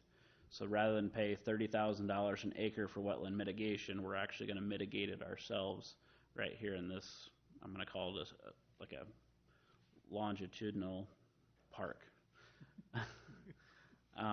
And so this area we'll basically cut some material out to make it a wetland in there, bigger than what's there now. It's old railroad right-of-way, and so there's not really a good use for it now. You'd have to destroy the wetlands that are there and mitigate it in order to actually develop that area. So for this one, the budget is $450,000.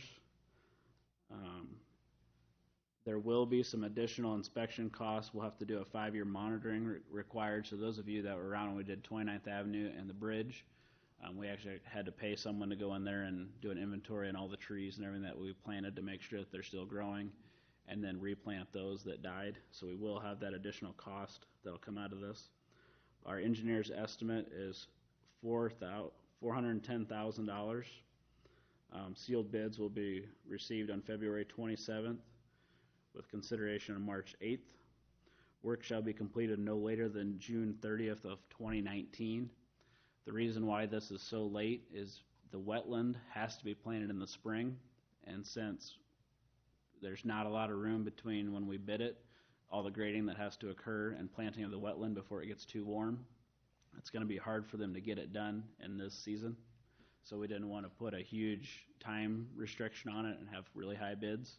So by giving them this flexibility, they can grade it this construction season, temporary seed it, and then next spring come in and actually do the wetland seeding.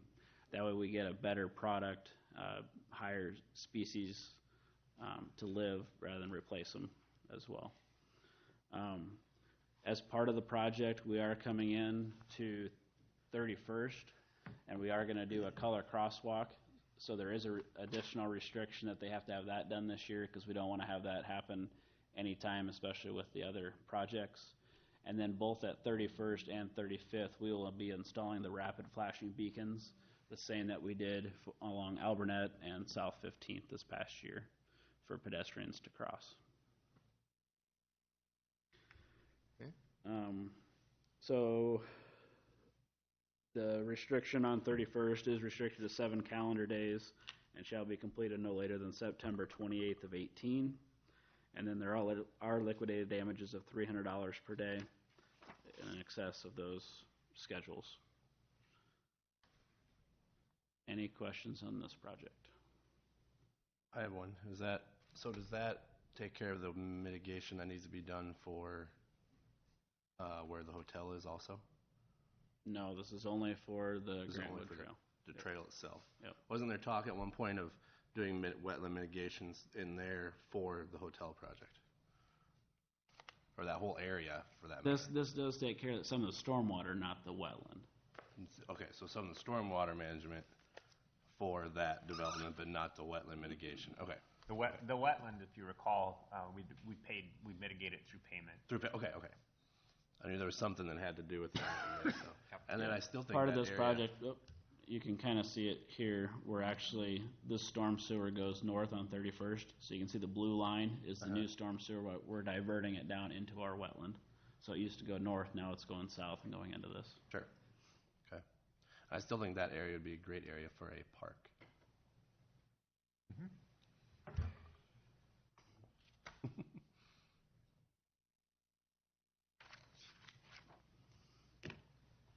Okay. Let's throw that in there again. Anything else on that one then?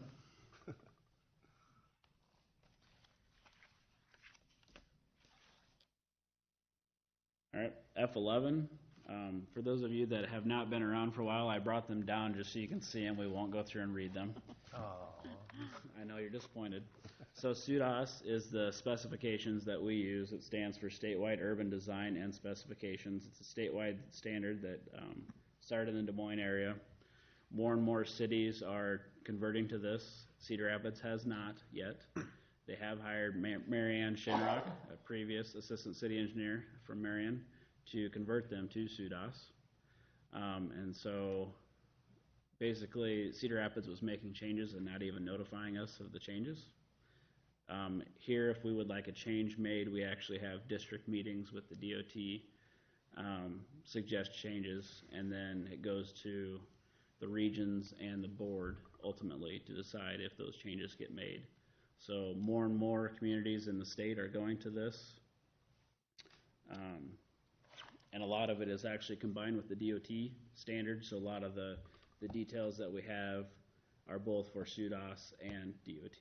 So it's trying to blend those two together. There's some stuff that the DOT won't accept, and we'll just have to live with that. But there's two books. There's one is the design book, so it tells you how to design it, and the other one is the specifications book.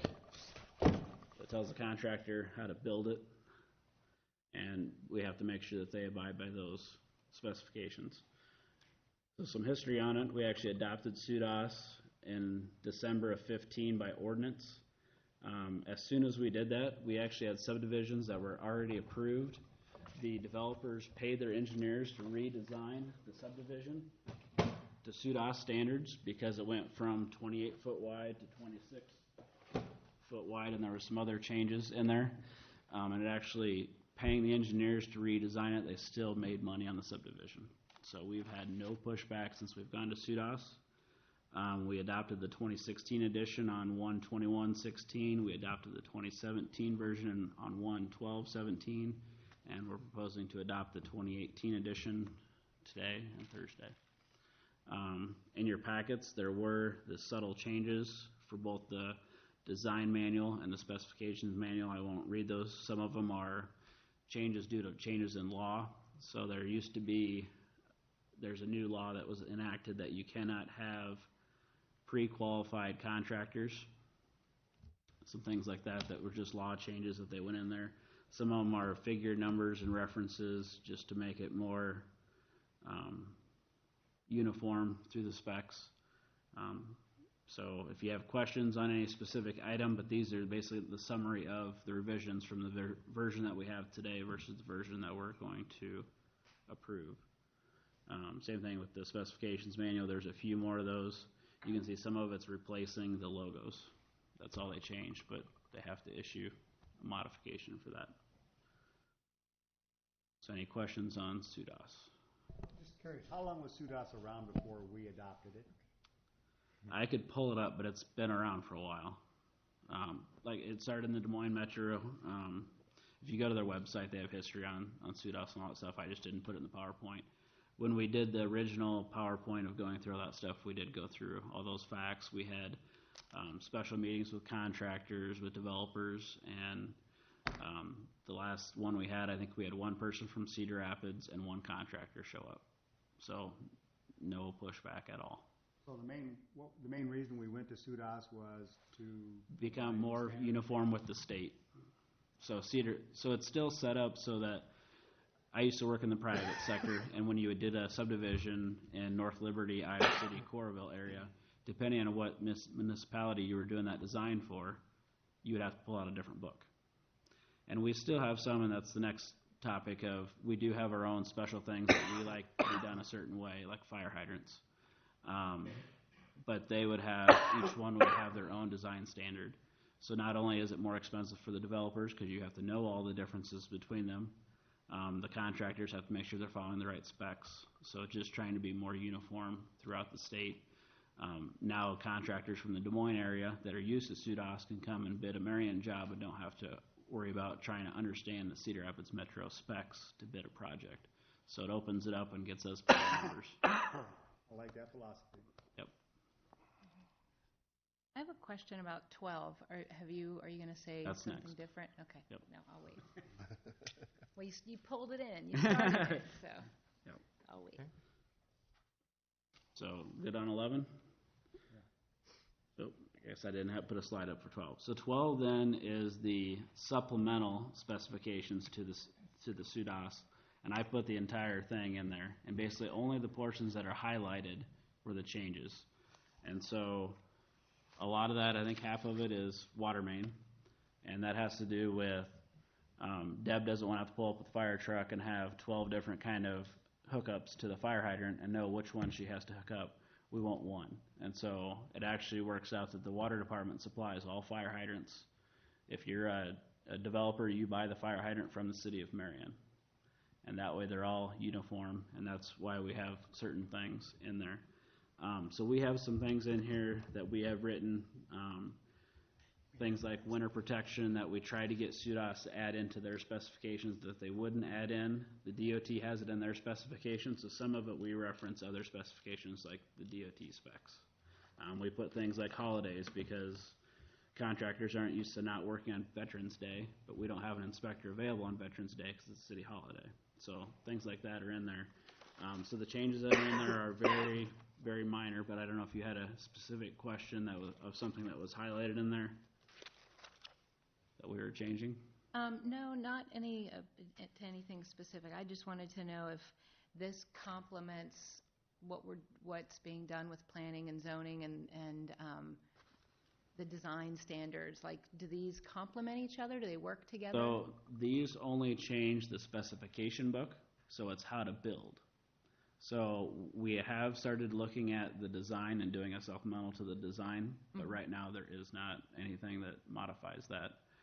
There is things like complete streets in the design manual and stuff, but we haven't gone in and made those modifications. We still have some city resolutions that set, width of driveways and stuff like that, but to try and condense all that and get it into something like that is a goal for this year. So that is part of our strategic priority number 4 then?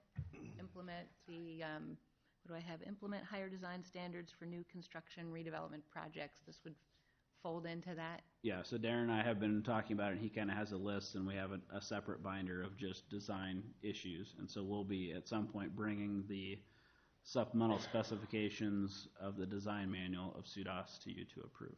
And then how do we communicate our Marion-specific changes? People know, developers know where to look, or? Yeah, so when we actually bid a project, we have a project manual and a set of plans. And in that project manual, these are actually in it. And so they're in that manual, and then for those that are designing projects, engineers, consultants, it's actually on our website. And so we just reference them straight to that, and it actually shows where you can buy SUDAS manuals and everything else as well. Excellent. Thanks. You said that there's a panel, like the state and the DOT approved the supplemental? Have they already approved? Not the supplemental. So Okay. the supplemental is Marion only. The Okay, books so there are they don't at have to stake. that stuff doesn't have to get approved by. Correct. Okay, So basically, it's if we've made a recommendation, I think you should change this, and they say, no, we don't want to, You we can can still write our do own. it here. Okay. Yep. Okay. So, for example, if there's a tree that they think should be planted in the right of way, but the Parks Board says we don't want that tree in Marion, we can write that supplemental. Gotcha. Thanks. All right. F13, as Oh, part one of second, our. Mike, for the next 3 items, I'm turning the gavel over to Mayor Pro Tem. Okay. So for F13, we need to replace truck number 24. It was actually involved in an accident and it was totaled, and it's also up for asset replacement. So we went out and got quotes. So you can see here the different quotes that we got for Toyota Tacoma, Nissan Frontier, Chevy Colorado, F-150. And my recommendation is to go with the Ford F-150, which is what we're replacing. For engineering vehicles, we need to have something that has four-wheel drive, that we can go out on a construction site, that can haul equipment. We do air and slump tests. We don't have plows in the front of our vehicles or anything, but those are the prices. And then we also looked at the 5-year cost to own. So you can see there's not a huge difference between them. The vehicle that was the cheapest is the Nissan Frontier, but it has the highest 5-year cost to own. So that one we kind of swayed away from. So our recommendation is to go with the Ford F-150 from Pat McGrath Ford, and an amount not to exceed $27,000. There's usually some fees that you got to pay with that. We don't have to pay sales tax, but there'll be some fees in there.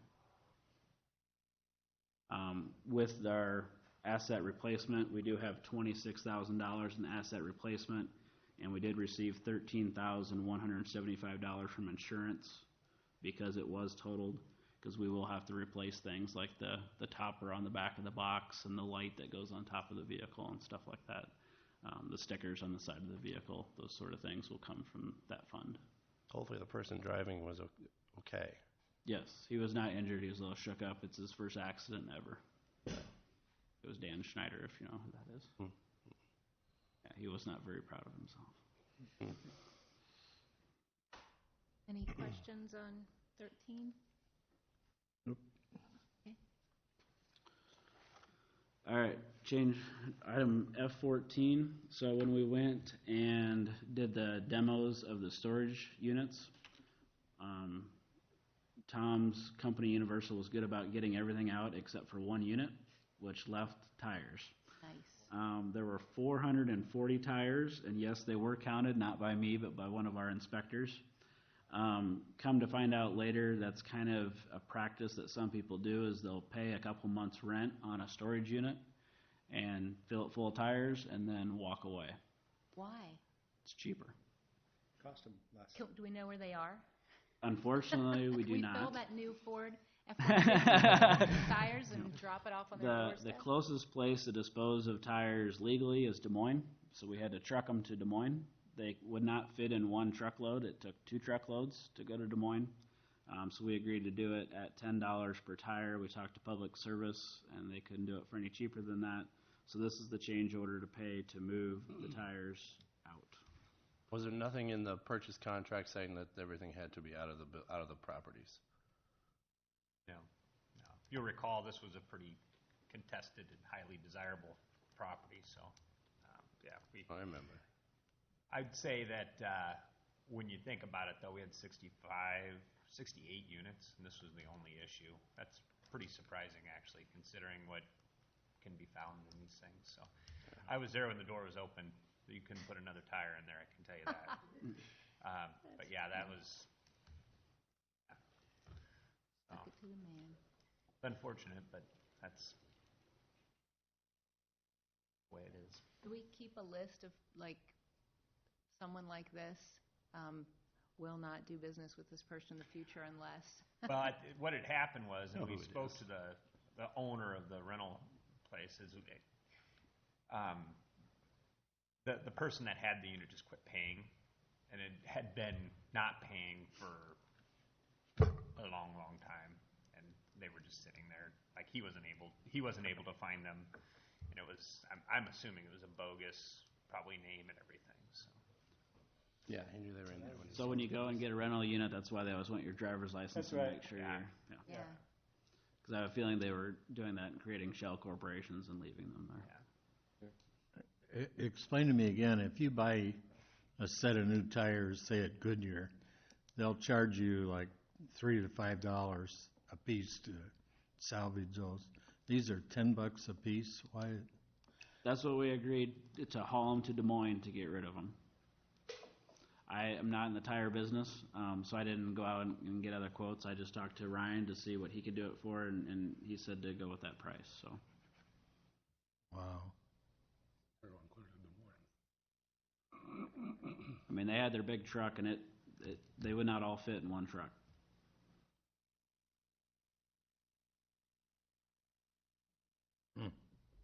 Next time we buy. Anything else on 14? Okay. All right, number 15 then is change order number 5. So now that we own or partially own the old Kings plant, we need to demolish it so that we can build the rest of the project. So this will be able to get us the project all the way to 19th Street. We'll end the project just west of 19th Street. But now that we have this, that will help us so that in the spring, the area that's tore up right now, we can actually get that all in. So once this change order is approved and there's not a pile of snow out there, they can actually go out and start demoing the building. The breakdown of the quote is in there, so they broke out mobilization, city utilities, structure demo, foundation removal, concrete asphalt removal, and traffic control for a total price of $51,260 to demo this building. Did we get another bid on this, or is this, how did we review this price here? This is the only bid that we got for this project. We have them kind of under contract to do this area. Generally, to tear down a building, it's going to cost about that from the other demos that we've done. So it's in line with that. We didn't get a public bid on this project. Not required, or help me out on when another public bid is required, given the circumstance and the size of this bid? Because it's part of the scope of the project and the developer's agreement that we have in there, Okay? this has to come down in order for us to build the road. So we have some other projects, so like Albernet Road, we have some houses that need to come down there. We don't have a contractor that's under contract to build the road. So in that case, we'll do a public bid to get those houses demoed ahead of time. Because this project is already under contract, it makes sense to hire the contractor that's already there with the equipment that's staged out there, ready to demo the building. Okay, but how do you give it the thumbs up and say this is a reasonable number? And what did you do to assure yourself this is a reasonable number that they're giving you? Just based on the other kind of quote. So we have a whole demo quote just with this contractor. And that kind of goes into my memo where it, discusses the total cost of all the different portions of it. I've never demoed a concrete plant before, and so it seems reasonable for me for the amount of work that they're going to have to do. I mean, sure, they're going to get some salvage of the metal that's out there, but most of that they're going to have to break up and haul away. I mean, there's not a lot of salvage there.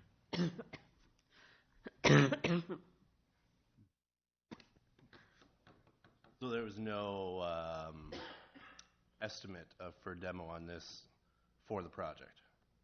No. Because it was probably budgeted in the scope of the full project, correct? I don't know that we just did a big number for the whole project. We didn't break down each parcel, but I don't know if Lon wants to. Yeah, when we made the selection to work with Genesis Equities on this project, essentially what we did is make a selection for the entire scope of this project based off of engineering estimates that included the road construction, demolition, utilities, everything with a not-to-exceed number to complete the entire project all the way over to the roundabout and including the roundabout over at 26th Street. So this is a piece of that. As we go through these, we've been getting individual quotes for all of the different items and demolitions, but basically when engineering gets costs, they'll take a look at that and review it against known costs from other projects. We can pull costs out that Cedar Rapids has paid for other publicly bid projects that they've did to make sure that everything is in the realm of reasonable. But the way that that deal is structured, at the point at which the city no longer has cash that we can put towards the project, they're responsible for going out and borrowing the money to do it. They have to provide the dollars using their credits. So there's not an advantage to them to make these numbers larger because ultimately it's going to come against their credit at the end of the project, which means they have less to go do other jobs with. Everything was all wrapped together with one set of engineers' estimates when we took a look at the remaining scope of the entire project, and everything was just included as allowances. And as we do piece by piece, we get more clarity on what each individual piece is going to cost. So there's a larger number for the overall demolition for the entire scope of the project. And then you look at what the total demolition cost is at the end and see how the actual compares to that the number we set up originally. Yeah. As I recall, I think the total number in the development agreement was a not to exceed of $8.2 million, and so that's the number that they have to stay under for the scope of the project. But that would include everything basically from where we stopped over here at 13th Street all the way over to where the reconnection was made by where Marion Iron used to be.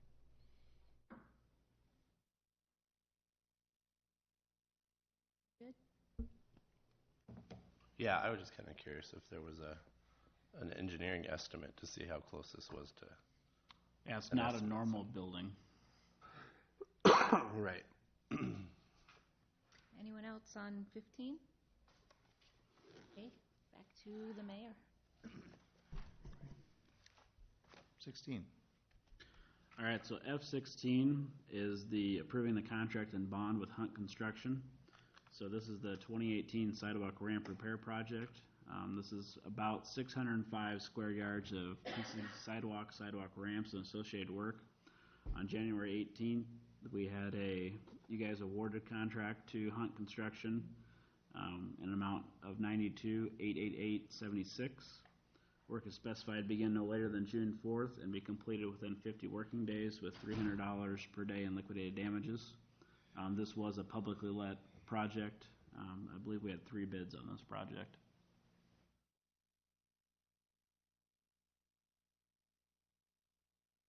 Okay. And then Questions? just the locations are up on the screen.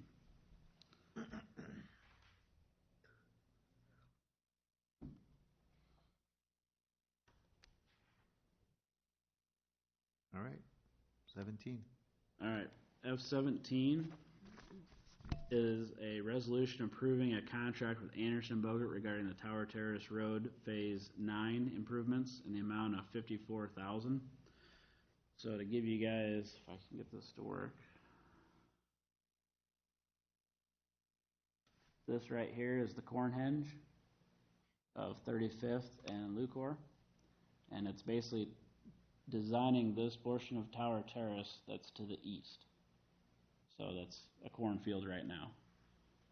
The developer has proposed this is the preliminary plat that's been approved, and so this portion of Tower Terrace needs to be designed so that we have that alignment and profile moving forward. And so the memo gets pretty in-depth, so I don't want to read that all to you, but basically using the engineer that's already there on site that already has done the survey, has done the design of a lot of the subdivision, and it's a reasonable price compared to what we've been paying for the other phases of Tower Terrace.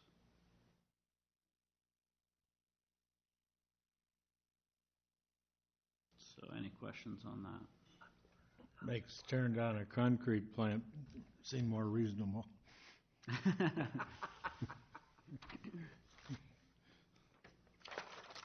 Higher hourly cost here. Yeah. Is it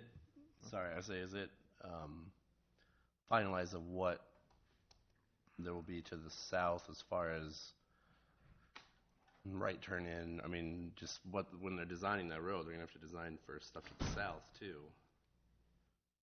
Is that all figured out? Yeah, so you can kind of see here it's showing Sections and- that section in there Okay. as a right in, right out with a median in there. But yeah, that's part of it they have to design. So that won't be part of the design for the neighborhood that we have on someone a consultant? They'll firm work or- together on that. So Anderson and the other company will work together on Yes. this? Okay. The design will be consistent with the neighborhood plan. This question, because the other one's being designed right now, or Yeah. reworked, or however you want to say it.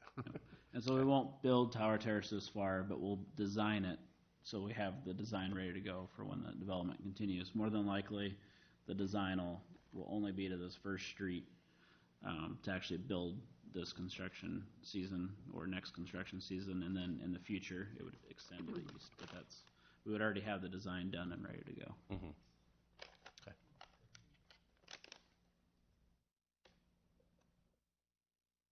Okay.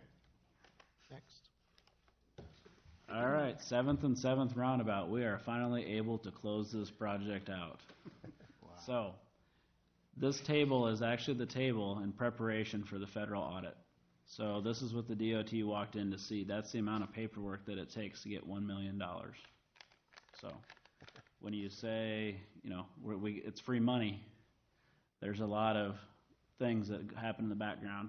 If this was a completely city project and we didn't have federal funds involved with it, there'd be 2 binders. So we had to pay Davis-Bacon rates, we had to pay to review timesheets of everyone that was out there, make sure they're paid the right wages. There's lots more documentation on every item that gets put in there because with the DOT project, there's no maintenance bond. So once we accept the project, it's ours, versus a city project, there's a 4-year maintenance bond on the project, so there's not as many checks. So for example, when we pour concrete, the plant has a certified person that's checking the concrete as it's being mixed. We had to pay a consultant to be there to watch them and to double check that they knew that they were doing and run side-by-side analysis. The DOT is doing a side-by-side analysis next to our person, next to their person. The concrete or the mud then comes on the field. Our inspector does a test on the concrete, air and slump. Then the DOT does an air and slump next to our inspector, and they have to be within a certain tolerance of each other to make sure that everybody knows what they're doing. So there's just a lot more checks. So there's a reason why this project took so long to close out. So just remember that when we apply for stuff like that, I would not want to go for a project that's less than $1 million of this scope because of the amount of paperwork in here. What was our net grant? We got $1 million for this, so that's what I'm saying. I mean, if we took our net cost out of that? We didn't keep track of it, I mean, so just I a couldn't tell guess. you, Randy. Just a guess. Well, you didn't pay me that much, so. But you are paying more per item because you're paying Davis-Bacon rates. The contractor knows that they have more paperwork to do, so it's a lot of inflation that you don't necessarily see, but those prices are more. Luckily, the DOT works with us. There's some testing equipment that they make us test that we don't have the testing equipment for, and so they'll come out and let us borrow that stuff. So at least they do work with us on that. Doug that comes and does the audit, he was only here for a day and he found 2 pages of stuff that they were all minor items, but similar to the audit that's done with the city, he comes in and does an audit of everything that's in there. We do a good job compared to some other cities. Come to think of it, though, we do have one retirement that came out of that project, right? So if we're going to close this out, has the seating been figured out? Because last seating there was horrible. It was, and we've decided that we're just going to move on, and Parks Department has graciously decided to take that over. Thank you, Mike. Typically, when a project is bid, hydro seeding is anywhere from $3,000 to $5,000 an acre. This subcontractor bid it at $800 an acre, to give you an idea.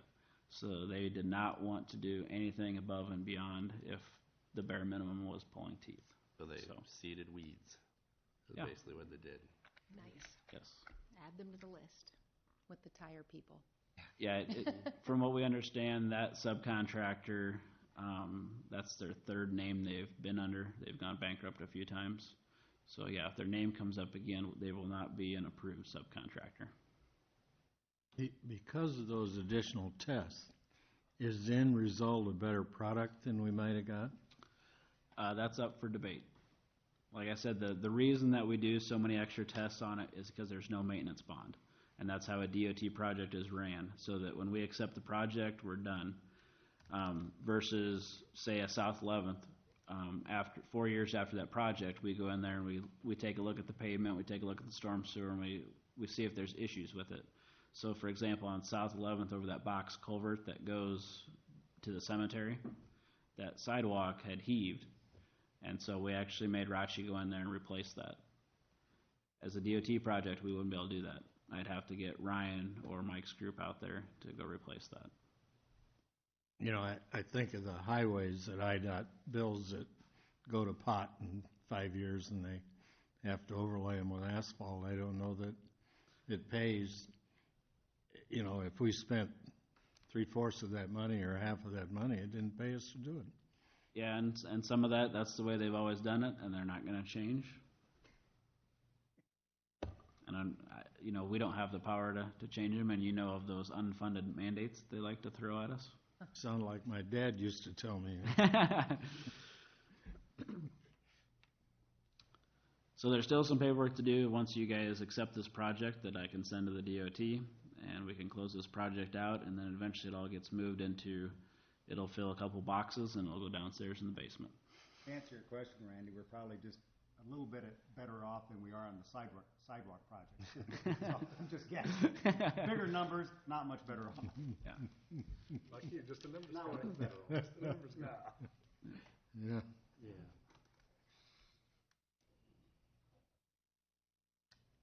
Anything else on that one? F-19, I didn't put in a PowerPoint, but you guys got the letter. The property owner has actually already submitted a hold harmless, and staff has approved it. So there's not really anything else to do other than receive and file the letter because he did write it to City Council. There will be no further action on that. Okay. Item 20, the DOT, with no cost to the city, is going to come in and re-overlay the highway intersection of 151 and 13. It'll be done this construction season, so you can see on the map, basically the area that's shaded will be new pavement. So this will actually be done at night. New pavement or Asphalt. Okay. Yep. I mean, some of it will be new pavement because they're putting curb and gutter on some of it. Some of so you can see where they say begin curbed shoulder, stop curb shoulder. So around those radiuses, they're actually adding some curb and gutter in there. It will be done at night. So basically, lane closures will be permitted from 8 p.m. to 6 a.m. from 8 p.m. on Sunday and ending at 6 a.m. on Friday. Lane closures outside of these hours will not be permitted. They are not asking for the city to contribute anything at this point.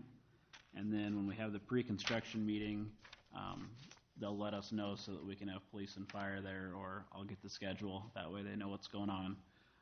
There will be instances where the lanes will not be even because they'll do maybe mill the whole thing and then they'll come in and put one layer here and then one layer here. So you will have to slow down when you go through the intersection, but that's how you have to fix a road. It doesn't happen overnight.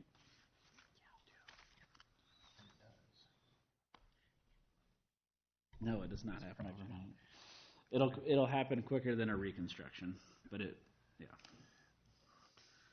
So any questions on this receive and file? Again, there's no action required. It's just letting you guys know that they're basically working in our joint jurisdiction. And if you guys want to know the schedule when we get it, I can share that with you. Be nice to know. All right. Thanks, Mike.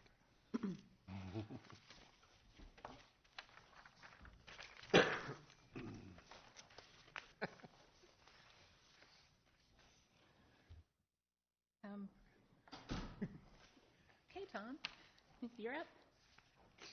Just the one? Well, since Mike took so long.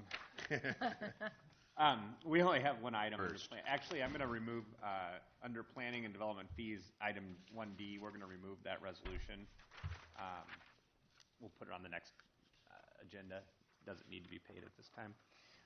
Item number 3, just quick to point out that we've been through the process of disposing of this property. It's the alleyway that's in the block where the dentist office is going west of 9th, north of 10th, or north of 7th. There was wasn't published correctly, so we just need to read through the publication and make sure everything's done accordingly. So we've already been through the process once. It's just a redo to make sure it's all done appropriately. So, Tell me the streets again, Tom. so it's the alley north of 7th, west of 9th. Uptown Dental. Well, when you say lot 7 and 8, south of lot 1 and 2, block over, that doesn't mean a whole lot, you know. Somewhere in the city, Paul. Yeah. Anyone else? Is this the one where they were going to try to work out some arrangement with the neighbor that was a little lower down the car place? Yeah,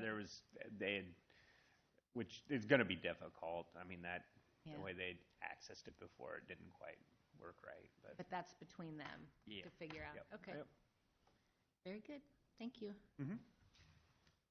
Okay. Yeah, that's done. It's quick. What? It's off easy on his birthday, doesn't he? Yeah. Oh, happy birthday. Thank you. Not know.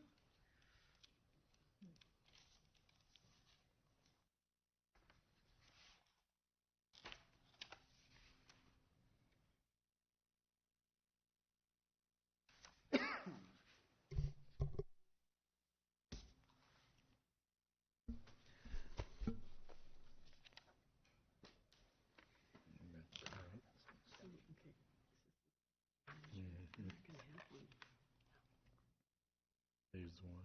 Yeah, that doesn't exactly come out there the best. I think it's defaulting over to my screen, so hopefully you can see enough of it for it to kind of make sense. Wanted to come back to the City Council to talk about the proposed reorganization in more detail.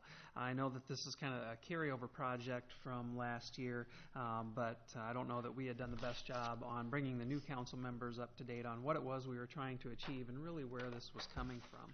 And it's an outgrowth of some of the things that I started discussing with the council really more than a year ago during the evaluation process, some things that we were observing with the organization and some things that the council wanted me to be able to do that really didn't have the staff capacity to be able to do with the way the city was set up. And that really kind of led into a broader discussion of how has Marion really changed and adapted with the times?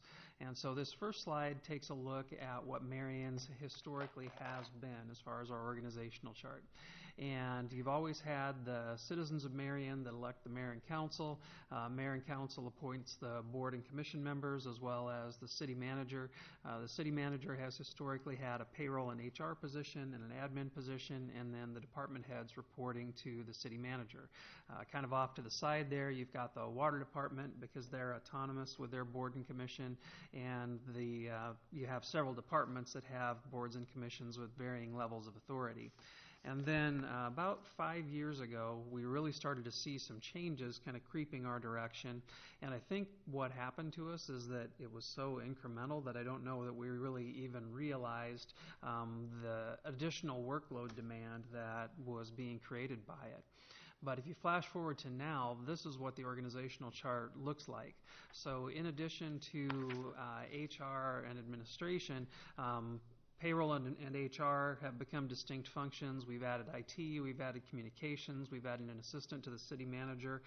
We've also had 3 new boards and commissions created, and those have all fallen directly underneath the umbrella for the city manager's office without really increasing a lot of the staff capacity at the top. So what's happened over time is I feel like I've become less connected to the departments because I have more people that I have to pay attention to, and I'm not able to get to some of the broader things that the city council would like me to be able to do in the strategic plan. That led to the conversation about taking a look at the communities that Marion is going to be joining over the next decade. What does their organization look like? How are they set up differently than the way that we are? Because looking back historically, I could find exactly one change that had been made to Marion's organization in the last 15 years, and that was before Tom was hired, when building and planning were split apart into separate departments. Other than that, the organizational structure, departmental reporting has essentially been unchanged. And what we discovered is that most of the cities out there that are our size or larger have something like this, or a modified version of this, where you have the city manager, you have 2 assistants or deputy city managers that sit in between, and then you have departments that are split up to report directly to those other individuals. The city manager assumes more of what I'd call a leadership role and less of a day-to-day administrative role. And I know I've talked about this before, but the emergency services personnel will tell you that there's a lot of data out there that when you get past about 7 or 8 people that are direct reports, you start to lose the ability to adequately supervise and to be able to direct activities because it's just too much for one individual to be able to handle.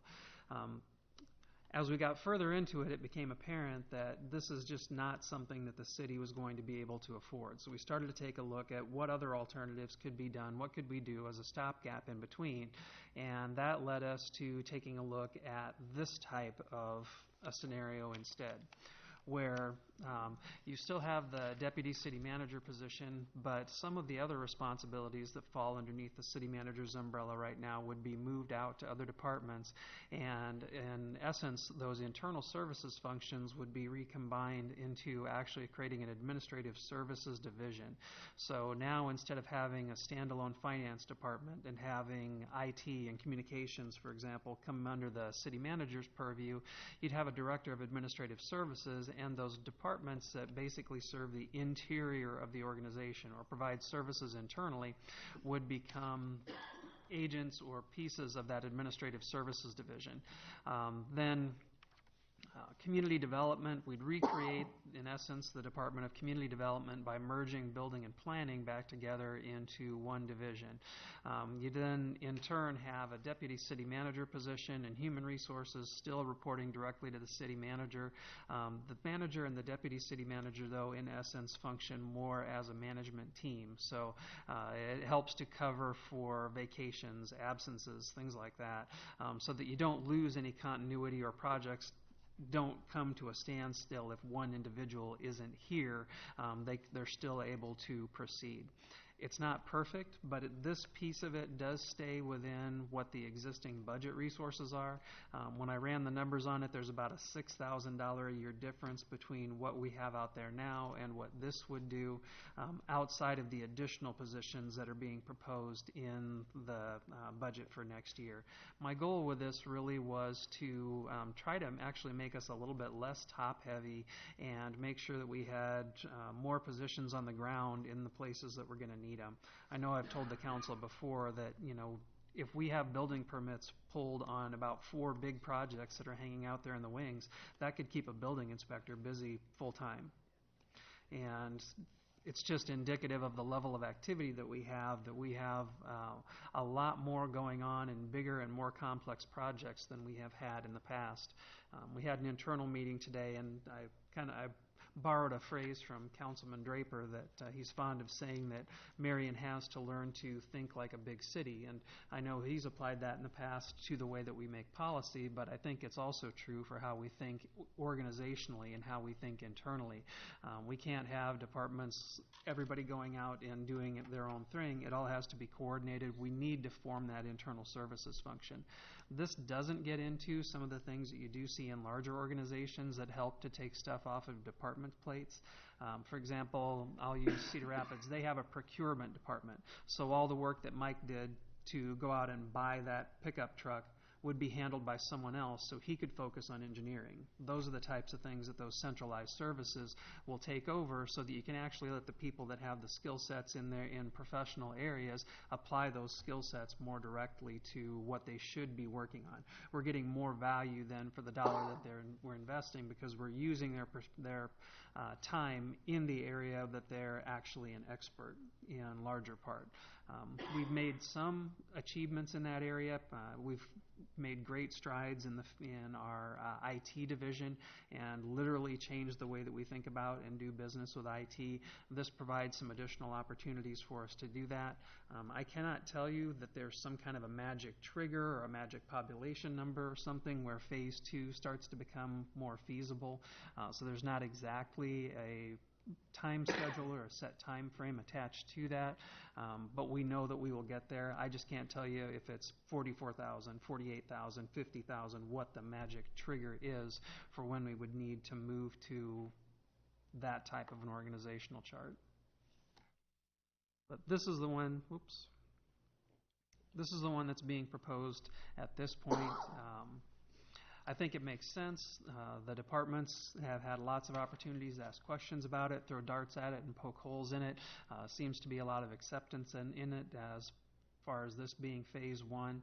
And just we've brought the job descriptions through the council before. They've been approved, so they are already on the books. We've approved wage ranges for it. If the council's supportive of moving through into this next stage of the reorganization, then we actually start to implement it.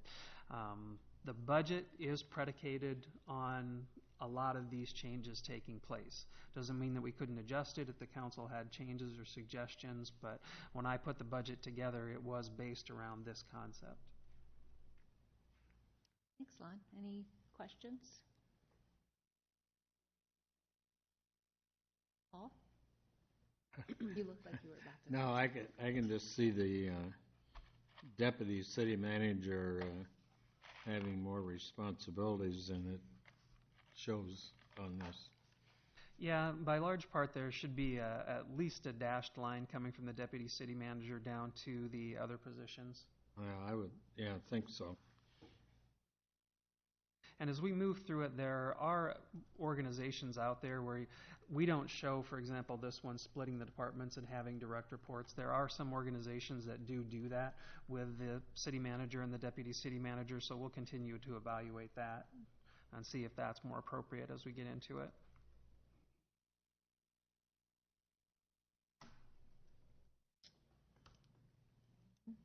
I have a bunch, but I'm just trying to go last.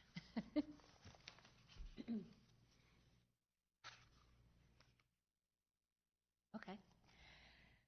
So I met with Lon and Paul to review a lot of what we missed in the budget and had the opportunity to speak with Lon about this. So just for transparency purposes, I'm going to ask some of the same questions that I asked you then. I thought the answers were good, but just so people can hear where my thinking was coming from. So for just a quick one, and I had forgotten to ask it before, where did the green bands go from the last chart, lost and airport and civil rights? Are they just rolling up under boards and commissions where you have less interaction with them as a result? Some of those, for example, the Local Option Sales Tax Committee, the nature of that committee is really going to be changing. We've had a chance to meet with their chairman and then went and talked to their entire board.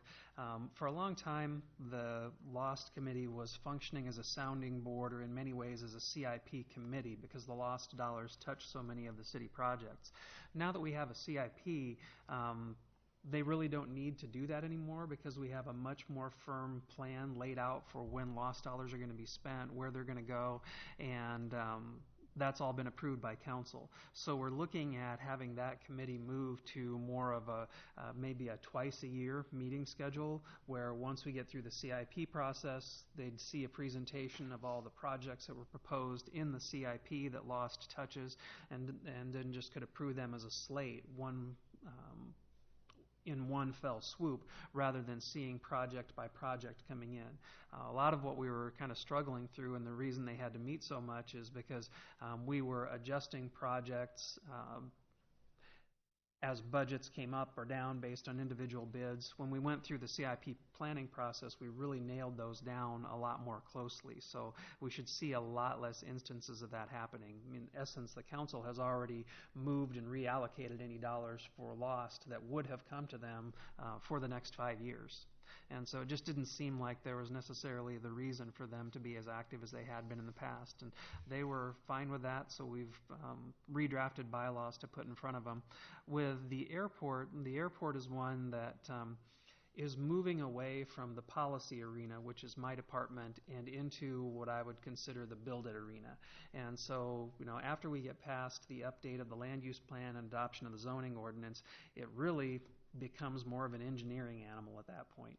When you're involved with construction projects and involved in the build out of the ALP, I don't need to be involved with that. That's more construction administration, working with an engineering firm that we've already selected, so that one will move. Civil rights will probably still stay with the city manager's department for now, but after we recruit and would bring someone in for the DAS position, it could potentially go to administrative services as well. So we're finding more permanent homes for those. The Lost Committee, for example, would move over to administrative services, but there'd be a lot less work then associated with it. Okay, thank you. And then you mentioned giving a deputy city manager more, responsibility, I guess, so that your time could be freed up to focus at a more macro level. How would that look? Just will your meeting structures with your department head change, or what do you anticipate that rollout being, and how will you groom a city manager to be able to act in your absence? The manager and the deputy will work very closely together, and in essence, if we've got, for example, 9 meetings in a week, they'd get split up for whoever is appropriate for whichever one. There'll be opportunities to carry forward a legislative agenda, both at the state level and at the national level. One of the examples I think I used in our meeting, Renee, is that, we know that there are, for example, grant opportunities at the federal level. Even though they don't do earmarks or anything anymore, there are a lot of grant opportunities out there that that our national reps can steer us towards, but they have to know what projects we have going on, and we just don't get the opportunity to go out and do that anymore. There used to be an annual corridor trip that was coordinated by the Chambers of Commerce in both Iowa City and Cedar Rapids that took an entire delegation out. That kind of stopped with some of their reorganization, and now communities are doing that on their own. Those are the types of activities that we just can't focus on. There are some other strategic initiatives that we need to get into that the deputy city manager would have a lead role in. One of the positions that's proposed in the budget is a budget management position. I know Steve has talked about, long-term staffing plans, things like that. Those would be able to be developed because we'll have the staff capacity and expertise to be able to do it. We don't do much of anything for performance management or process improvement, and those are initiatives that when I talk about us thinking like a bigger organization, we need to bring those into the group, and the deputy city manager will have lead roles in those types of initiatives as well. Okay, good. So then that's a good segue. One more thing on the deputy city manager. Because when you're hired, you have to have a certain credentialing and certification, et cetera. Will this role require that? Not to the extent that I do, but it would be somebody who is on that same career path. The primary thing that you'd be looking for, there's a couple of different ways that people can qualify for those types of positions, but to give you an idea, your typical degrees for deputy city managers might be someone with a degree in finance or a degree in public administration or a degree in economics. You're looking for somebody with master's level education. In essence, you want somebody that if I get killed in a car wreck tomorrow can step in and the organization wouldn't miss a beat, at least until the council could decide what they wanted to do with a position permanently. We have a job description. I'm assuming last year a job description was completed for that position? Yep. If I could a minute, on behalf of our new people, what you're seeing here is something that, because of our growth and what we have going on, during Lon's review last year, we charged him with coming up with these sort of things. So that's why he's carrying us in, beyond 18 and 19. And if our growth continues, Lord only knows how different this will look. But what you have in front of you is, in fact, what we charge Lon to give us, so. And we do have job descriptions as part of this, for the new folks that we would have in there, so. As we move forward, I agree completely. I think the deputy city manager is gonna have some other chores, especially if, we're putting that person in there, to free up some of Lon's time. He's gonna have to relinquish some of his things to that person, so he does have that time, so. It's a move forward, as our city moves forward, you know. I think a perfect example of what we talked about at our budget meeting was, we've got this property tax backfill issue going on at the state level.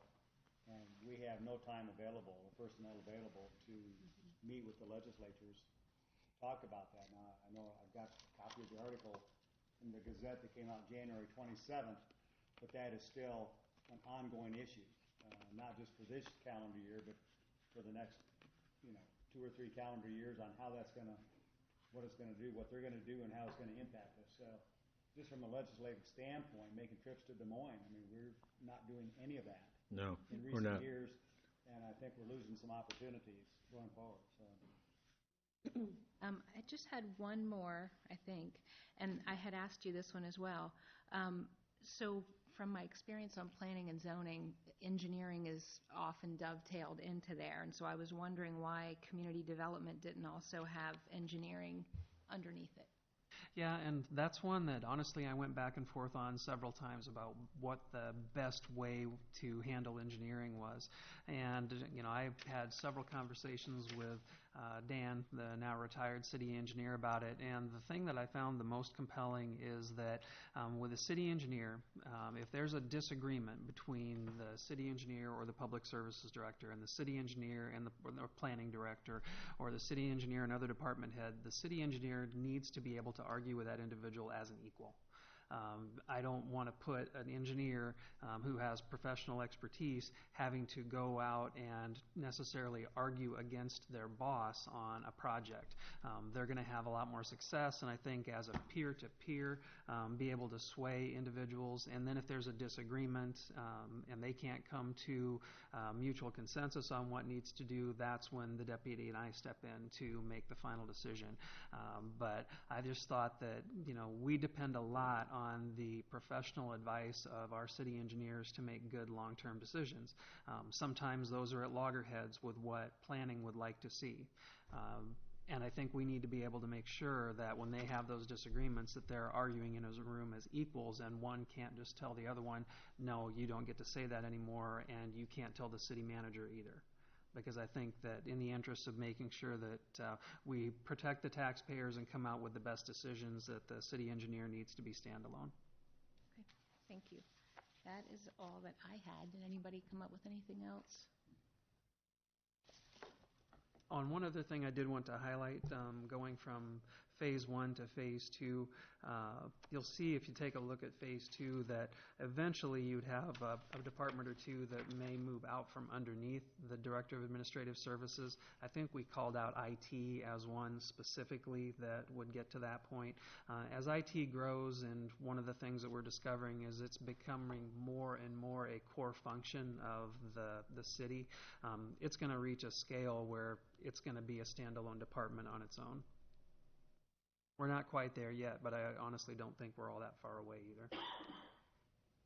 either. Excuse me, Lon, where do you think, from a budget standpoint, it would take us from today to Phase 1 to Phase 2? There's a couple ways I'm looking at this. One is if we do have a financial impact with a company that is merging at the end of this year, and it does slow our economy down on the residential, commercial, employment, everything else that's affiliated with it. Would this allow us to either slow that process or reevaluate where we're at so we don't get too far ahead? I am so for this restructuring, but I also, by the same token, too, I'm a little concerned about we're proposing over the next 5 years to do more than what we've done over the last 50 years. And it's a good move, but I just want to, there could become a time when our building permits do slow down to nothing. I'm not just picking on building permits or the building department. I'm talking about all phases of the entire city. But would we be in a position to respond to that as well, too? Yeah, and that's one of the reasons why Phase 2 does not have a firm timeline or anything associated with it. I don't think it's something as simple as being able to say that there's a population trigger, that we should just automatically go into that. I think we'll need to go back through an exercise like we've done now, and make a commitment to do it on a more regimented basis so that we're not waiting 15 years between taking a look at the way the organization is set up. In addition to what you see on here, I don't know that I've gotten into it a whole lot, but there's another whole layer down below this that we need to have once we get this piece rolled out about how the departments work together and what positions are needed to support what departments before we would ever get to Phase 2. I think there's a lot of ways that we can make sure that we're increasing our efficiency, have people in the best positions to succeed before we ever roll around to Phase 2. If Marion's growth were to just kind of stop and we were to stabilize on population, we may never need to go to Phase 2. So it's not an automatic commitment that we're going to do that. The only thing that we're asking for the council to approve now is really to allow us to start rolling out Phase 1.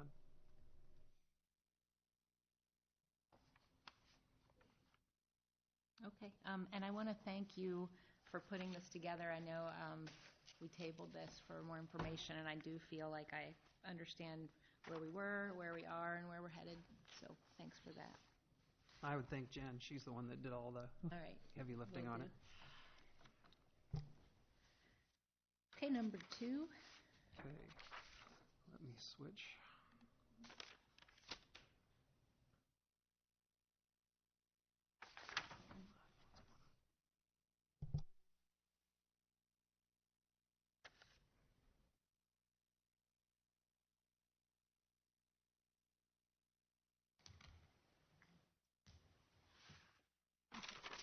So I wanted to run through the changes from the first to second draft budget with the City Council.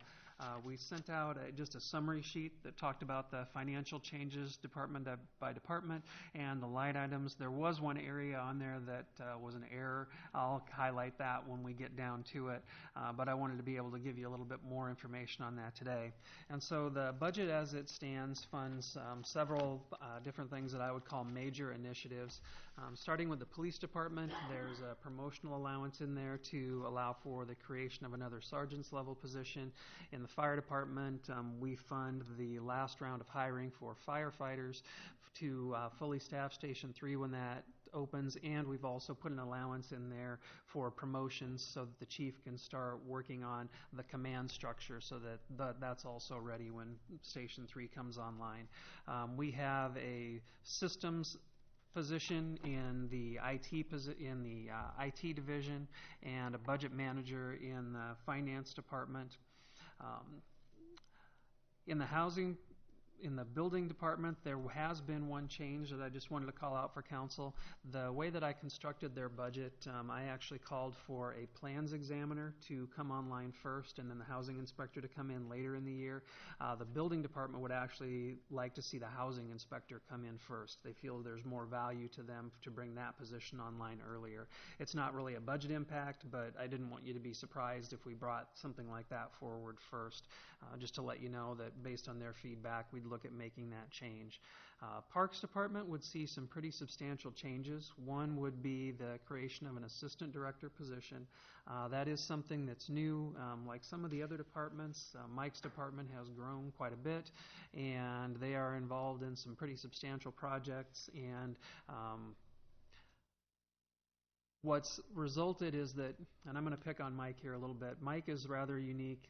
He and Ryan, amongst the department heads, both came up through the operations side of their departments. And so Mike has a very good understanding of the operations piece, how long it should take to mow, how long it should take to put a pavilion together, how to put a work program together, and then also has all the budgetary responsibility, the personnel responsibility, the long-term planning responsibility for the department.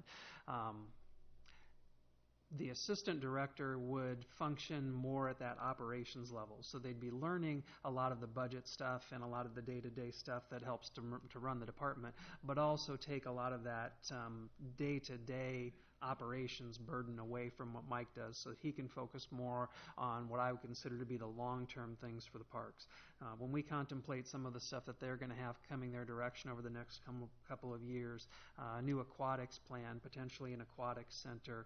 We've got the Functions and Fitness Center coming online. We've got the programming for WOW. We've got potentially new major parks coming online with a new 40-acre park planned out there off Tower Terrace Road. He's going to be quite busy, and I don't necessarily need him in there saying, you go mow this park and you go mow this park today. We've got to have somebody else that can do that. In addition, it's part, I think, overall of our long-term succession planning to make sure that we've got individuals that internally, so that we have viable candidates that can step into those positions. As I look at his department right now, I've got people that can do one or the other, but I don't have anybody else that can do both. When I look at public service is a lot of ways in the same boat. Public service has grown into our third largest division, and if you look at the two that are ahead of it, both police and fire have assistant chiefs to help with, or deputy chiefs to help with a lot of that day-to-day operations side of things, so that the chiefs can focus more on the broader issues. And that's where we need to be with what are now our third and fourth largest departments. The other one that we have in parks, and I know there were some questions about that, is, and this is really a philosophical shift in how we look at some of our seasonal positions. So I think it's good for you, the council and the public in attendance, to kind of understand some of the history of it. Parks had historically had several permanent part-time positions on the books, always at least one that they could use in a 10-month position, but also potentially call back during snow emergencies or things like that. And it fit really well with the seasonal nature of what they do, because there's no denying that they do have a down period. And when the ACA was passed, the city had to take action in a couple of different arenas. One is that the ACA said that any position that goes over 30 hours for a number of consecutive calendar quarters automatically qualifies for benefits, and any of them that are permanent part-time that are over that threshold would qualify for benefits automatically. Benefits aren't cheap, and so when that happened, we went through the organization and we essentially scrubbed out a lot of those permanent part-time positions and pulled them back to 24 hours or 25 hours a week or less. There were a few cases where they were on the cusp, and we went ahead and upgraded them to full-time because they were headed that direction anyway, and it forced us into that. The other thing that happened, though, is that the definition of seasonal positions was dramatically changed. So before, where we used to be able to go out and hire somebody full-time for 8 months, now if that individual came and worked for you for 6 months and then took 6 months off and then came back for 6 more months, they could potentially qualify for benefits. And so we changed our model. Parks went to using 6-month only positions, doing a series of 2 recruitments during the course of a year, and really had to change the way that they do business. Where we've gotten to now is that based on their workload and the amount of, just the sheer amount of tasks that need to be done, we've been evaluating it ever since that change was made to see if it made more sense to bite the bullet and put those 10-month positions back in place and just go ahead and offer them benefits. When we do that, I have to budget like they're all going to be on family insurance. In all likelihood, there's some that wouldn't take it at all. There's some that might take single only, but we have to offer it if we go that route. But when I look at what we can get for the amount of personnel hours, we can go to 4 permanent part-time positions and provide them with benefits for the same cost as 1 full-time utility 2 operator. And yet we yield a lot more work hours available through the course of the year because we have 4 people that we can call on, and then it fits better in with the model that we have for when we're actually going to need those people. When I look at the department, one of the things, and really any of our departments that have full-time and part-time staff, you'll hear me say over and over again, I want to make sure that we're utilizing the highest value skill set that an individual has. And if I've got somebody who's qualified to drive around a $125,000 plow truck, I don't need that person running a shovel. I'd much rather have that seasonal person that's on an hourly wage coming in and doing that kind of work, and then put the equipment operator out there in the $80,000 tractor. Just again, that's where their experience and expertise is, and the organization gets the best benefit from that. So that is a big philosophical shift, and I know it's one that some of the council members had questions about, but it is built into the budget. I know that Mike could address any additional questions you might have about it if you have any other concerns with it. I referenced already that we have the assistant director position for public services as well. I know in Ryan's case there are some of the larger initiatives, things like the eco-industrial park, that we would have liked to have pushed along faster, but there's only so much time that he has, and he's got to concentrate on making sure that the streets get plowed as well. There's $31.2 million in there in capital projects. That's a pretty big change from the last draft of the budget. The main difference is the way that we're booking the expenses for the library. The original draft of the budget actually showed an estimate of the full cost of what the library building may be. What we've actually scaled it back to in here is what it would look like with the council just making that annual lease payment to the library foundation. That's a truer reflection of how the library would be financed, because none of the construction dollars would run through our books. We would not actually own the library until the end of the negotiated lease period. So that's the reason for the big difference in the capital projects fund. For other major initiatives, it does have the first phase of the eco-industrial park in there. That's the new public services facility. It affects several different funds, but primarily road use, solid waste, and sanitary sewer. The replacement funds, it does also include fleet updates with the anticipated move over to the compressed natural gas fleet. So there were some other minor changes that would show up in the budget that affected the overall numbers.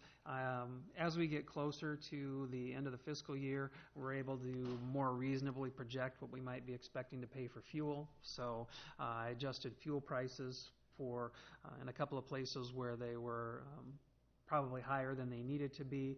I modified the staffing in the Parks Department because the draft budget showed health insurance for potentially 5 permanent part-time positions. That was been scaled back to 4, and then I trued up the amount of part-time pay that those positions would actually have, and then that has impacts, of course, on IPERS, workers' comp, everything else. So it affected all the personnel line items. I moved the event coordinator or event coordination funding that was in the legislative budget over to the recreation budget, just so it's easier to call out. We had discussed that the canine fund, we're actually sunsetting that as its own separate fund. So what happened here is we moved it over into the general fund, and underneath the police department, there's what they call a canine sub-fund. So there's a few places where that happens. So like in my department, there's a communications sub-fund under city manager. So there's now a canine one under the police department. Because of that, I did have to pull the license plate reader purchase out of the budget.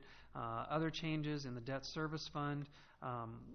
When we had originally constructed the budget, we had not split the bond issuance into 2. It's been split into 2, so I added in one payment for this next phase, what I'm calling the 2018A bond that would be done this year into the budget for next year. You can, when you do a bond in the middle of the year, they will, in essence, skip a fiscal year for you, but when you do that, you're paying 18 months worth of interest, and this lets us get a jump start on it by making one payment during the course of the fiscal year and help minimize those long-term interest costs. And then I did put the emergency levy in there, not the full 27 cents, because the payment for the 2018A bond used up part of that capacity. As the council might remember, we talked about the draft budget had the property tax rate at 1406.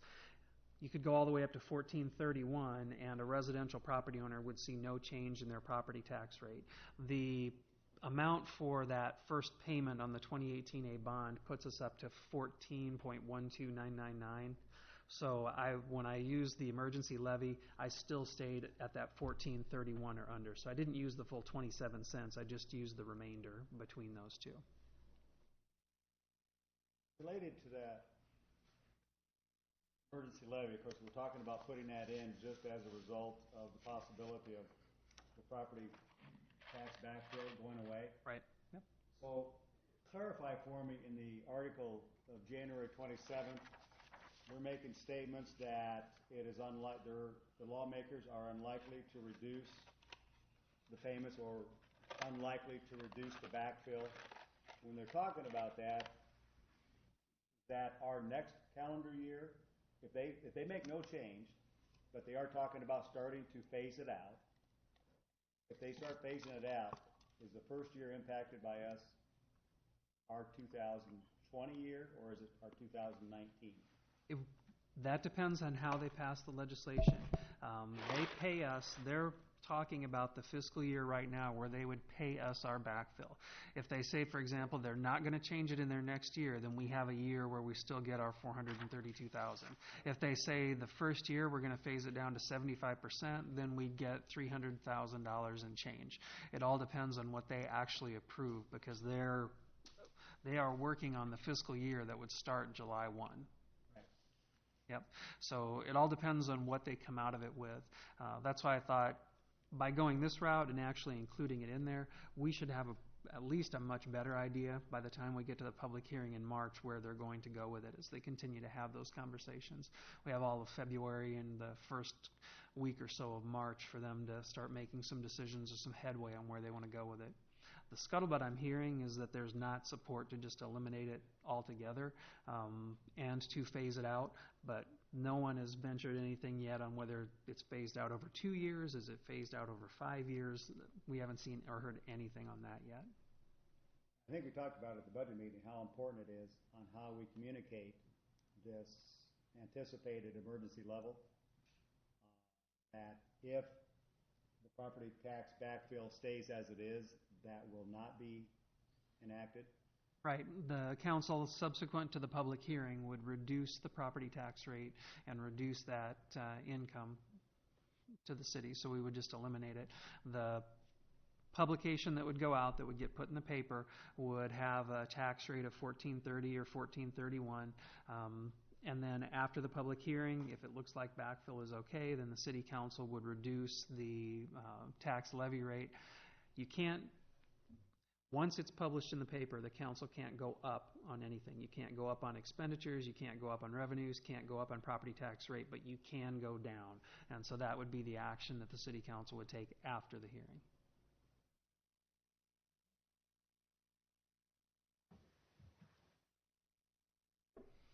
So individually, this is the changes that were made through the departments. In the police department, I made some adjustments coming through there that netted about a $14,350 reduction. The fire department was about $1,470. That was primarily fuel.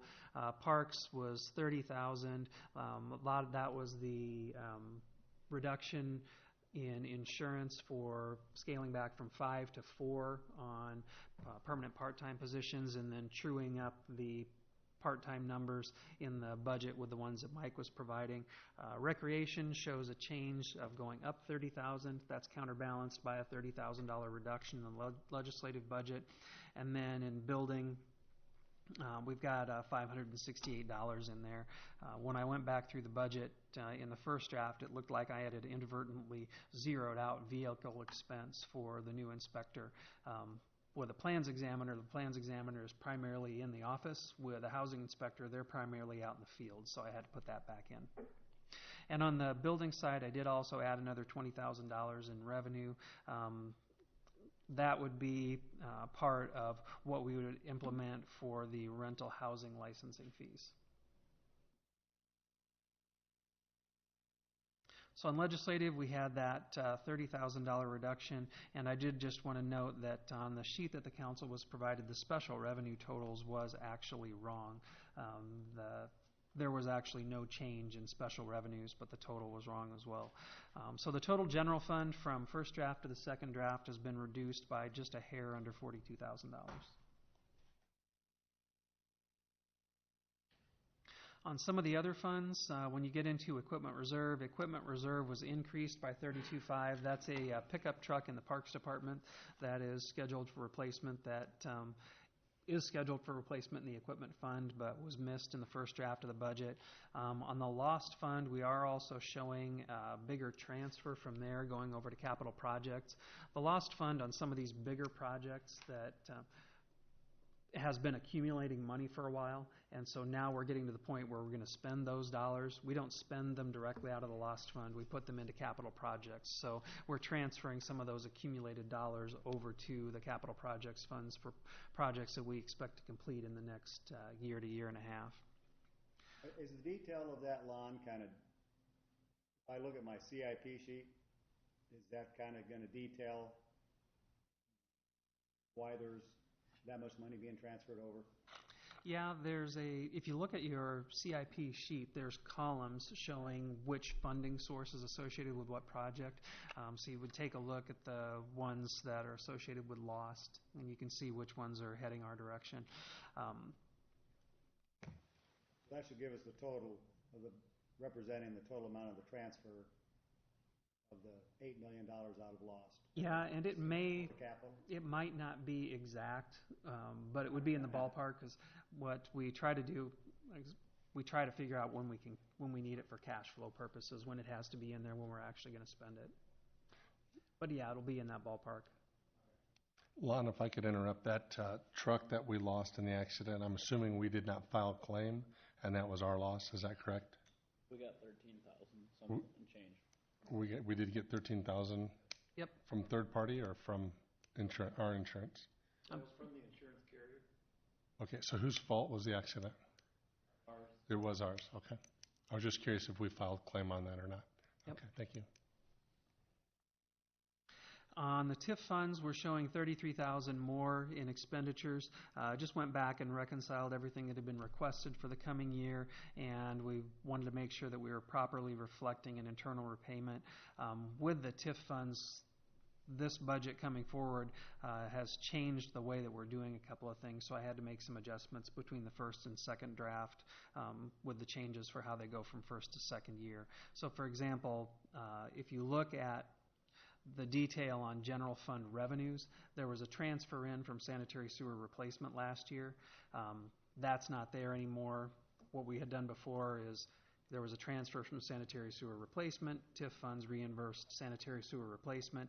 Now, rather than making that whole round robin, it's just going straight from the TIF funds into the general fund. We're not adding that extra step in the middle. So was that 33,000 over a bunch of little things, or was it one kind of big line item to shore it up? That one, I believe, was for a repayment on an internal loan, so it was one. On the debt service side, as I said, I put in an allowance for the anticipated first payment on a 2018 A bond.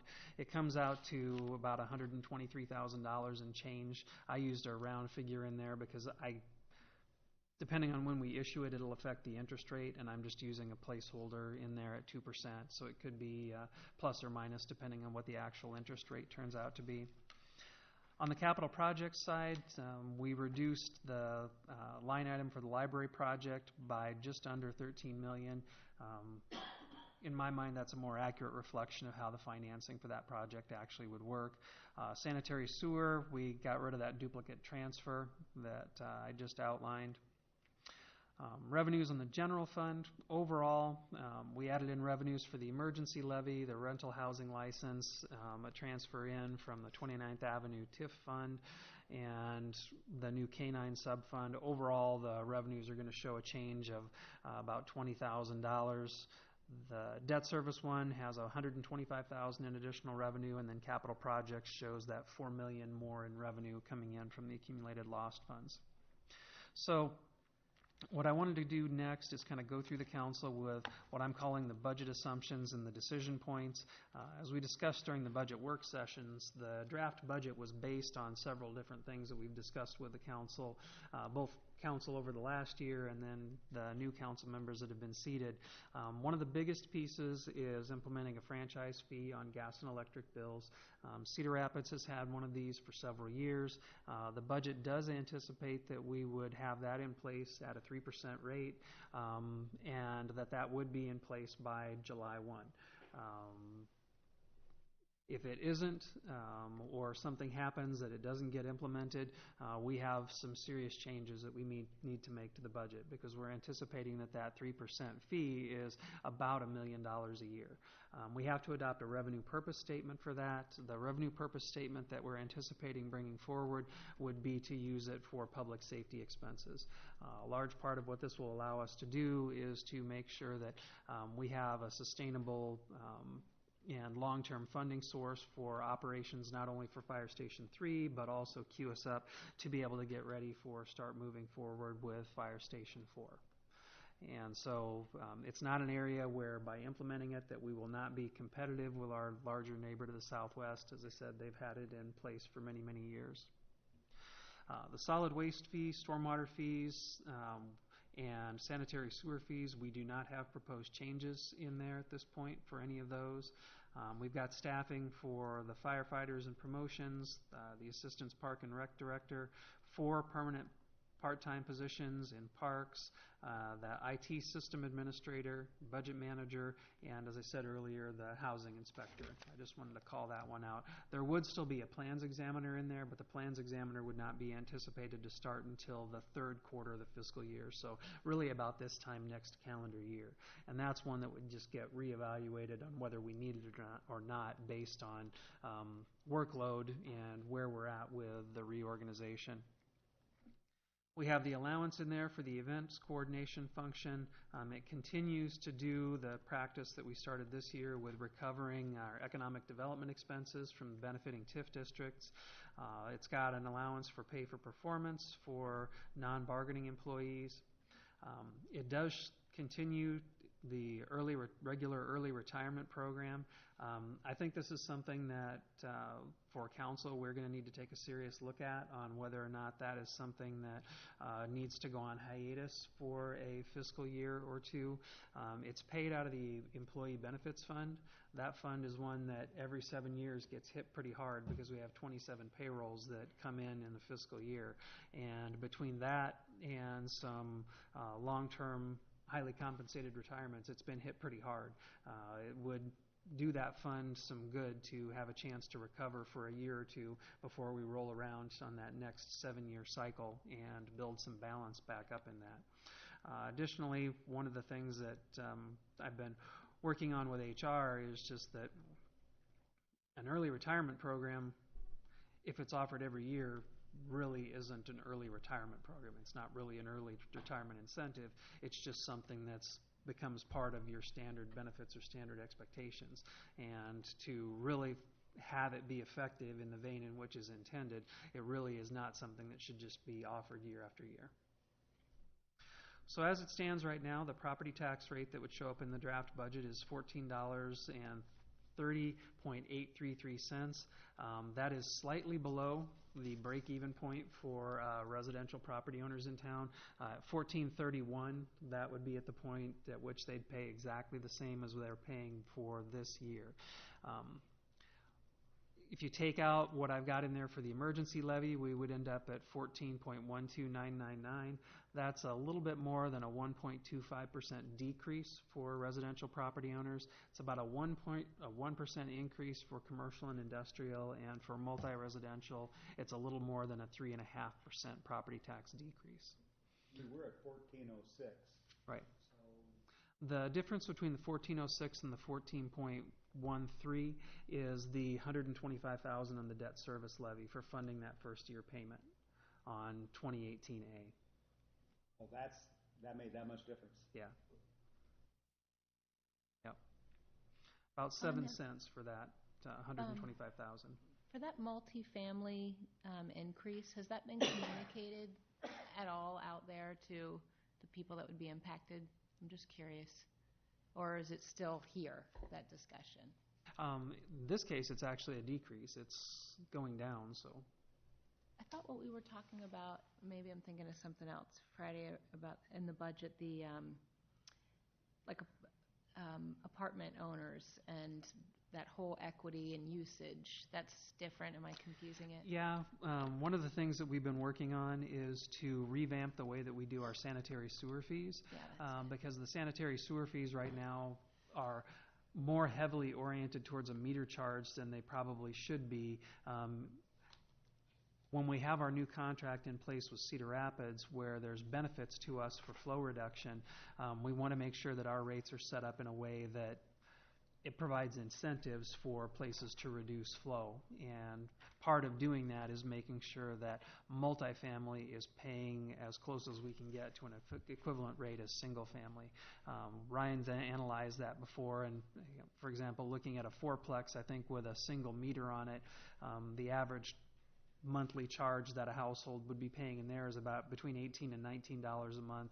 The same flow or the same usage on a house, they're paying about $27.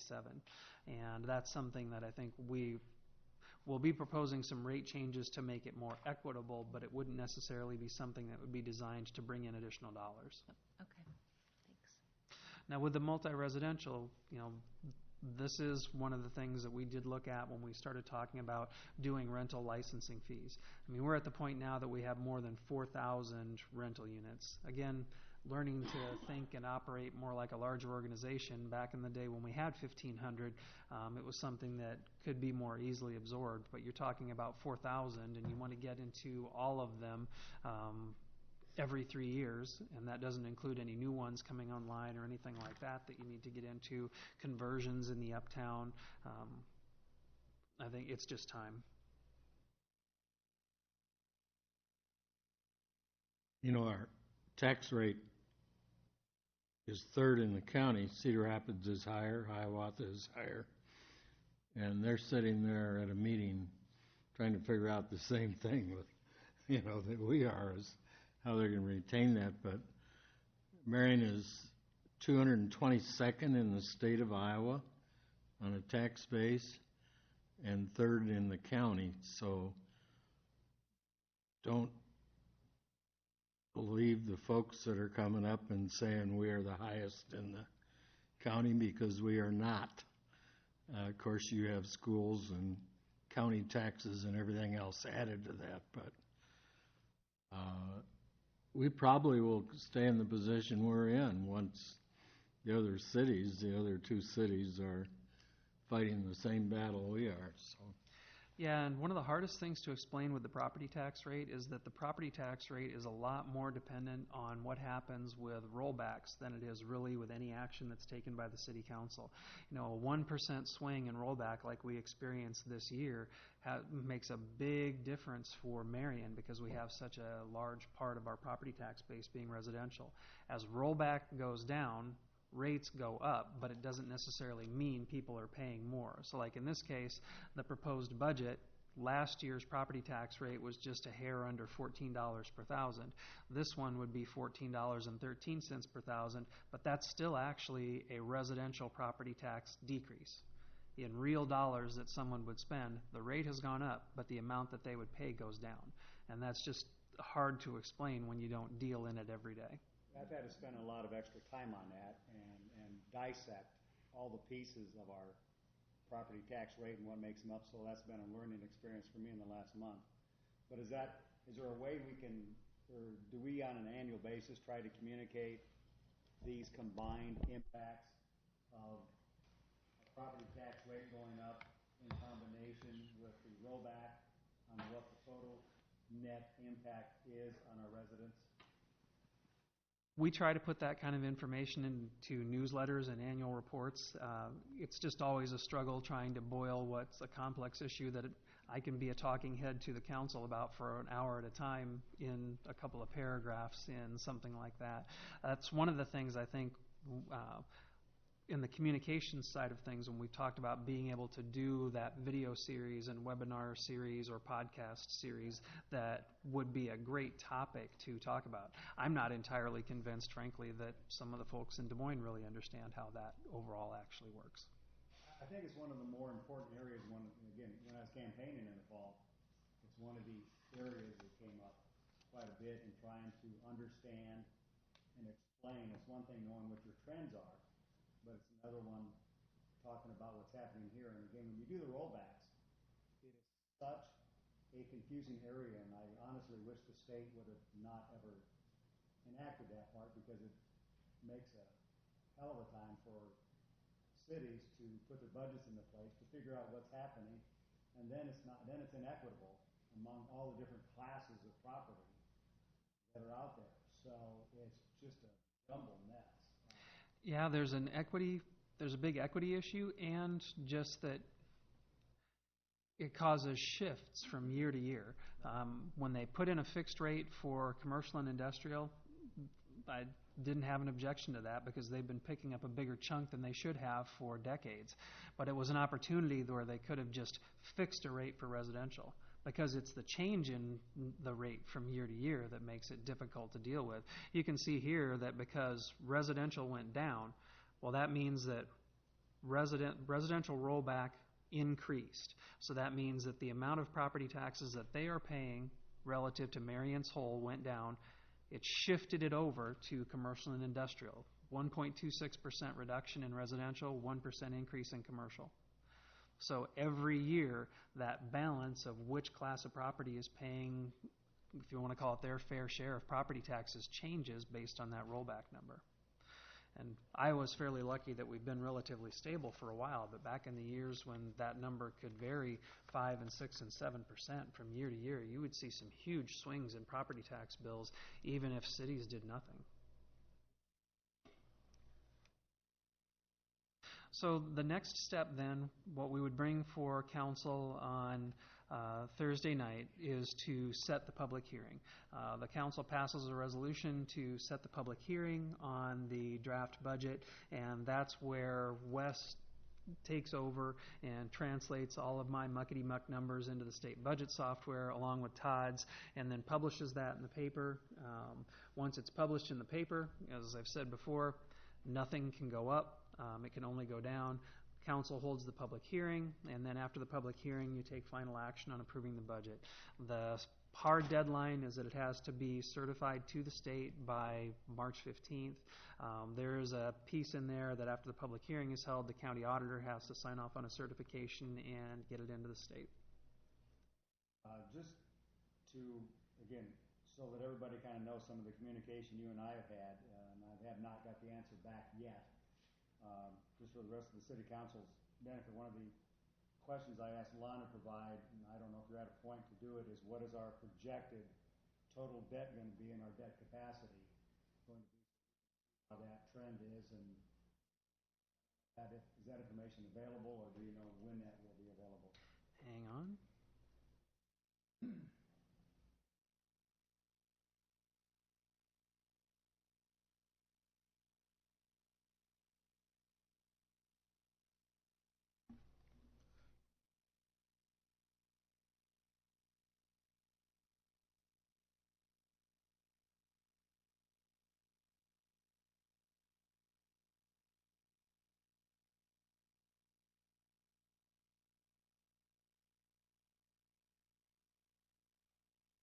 Just got to make sure I open the right one.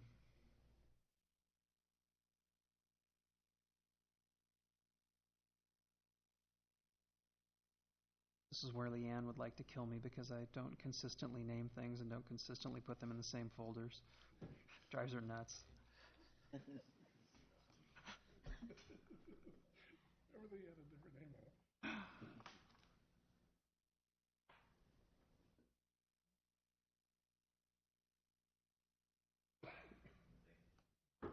I think our overall debt capacity at this point in time is around 139 million. Sorry, what? It's about 139 million. Okay. I don't have the exact number, but it's 5% of our gross valuation, which, based on January 1st valuation numbers, was right around 139 million. And I don't know if you've had a chance to check email, Steve. I did send you something, but it was in the middle of the afternoon. This is a slide that shows where I would anticipate that we would be with our long-term debt. We're going to be heading into a period here. One of the difficulties We can tell you where we think we're going to be with our overall debt based on what's in the CIP. And that part is fairly easy to project. What's a little more difficult to project is what our bonding capacity will be, because it's contingent on what our total valuation is. I took a look over the last couple of years just to get a rough idea what's the relationship between building permit valuations and what's been happening on our taxable value. And so if I fairly conservatively estimate that, from last year to this year, our bonding capacity went from 129 million to about 139 million. If I projected out the next year, I would figure it would go up about another 6.5 to 7 million the following year. During that same period of time, what we have coming up is we have the 2018A bond issuance, which will be about another 3.06 million. We'll make a payment of 3.1 million coming up here in June. So those are basically a wash. So we would end this fiscal year with just a hair over 50 million on the books. The following fiscal year, depending on, or the following calendar year, depending on when we would actually issue bonds, we would end up somewhere in the middle 50s again. When I modeled it out for purposes of doing this graph, we peak in around 2028 at about 62 million. And then from there, we start to move down. The reason we start to move down is that's just about the point at which the police station is paid off. And once the police station comes off of the books, then that gives us capacity to start moving forward with doing other projects, because we don't have those payments sitting out there any longer.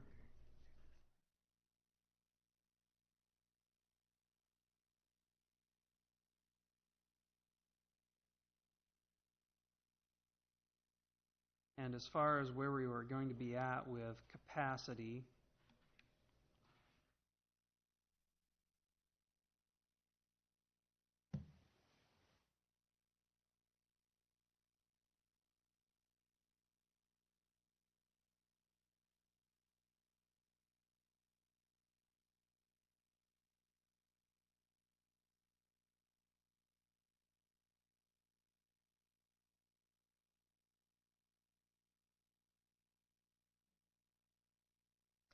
I had calculated it out that it would put us at about 42% of debt capacity.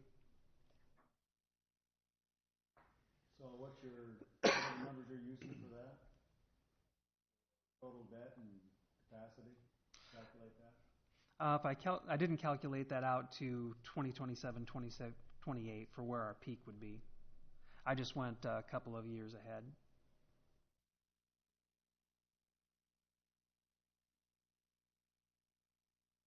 But I estimated that we know now what our FY19 capacity is, because that valuation is what we use to craft this budget. So as Wes said, it's just a little bit more than 139 million. If I conservatively estimate that the FY20 capacity is 145 million,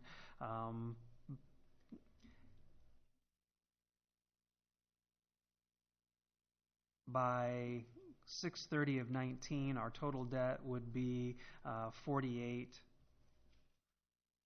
And then our next issuance would push us back up to 55. Then we'd make another payment that would take us down to 50. Then you'd do the next issuance, which puts you up into 57. There's just a little period of time there where for a couple of fiscal years you're always bonding a little more than you pay, because you're always paying in arrears, and then you catch up when the police department debt comes off the books and that capacity starts to go towards paying things down at an accelerated rate. And I can model that whole thing out for you. When I did this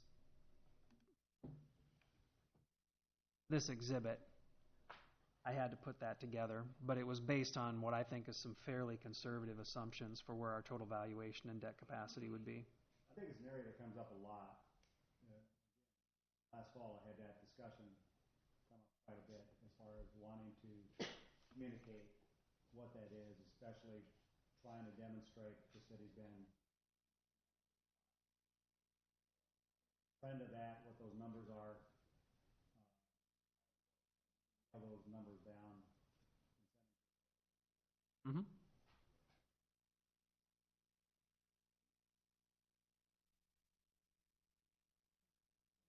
Any other questions on that?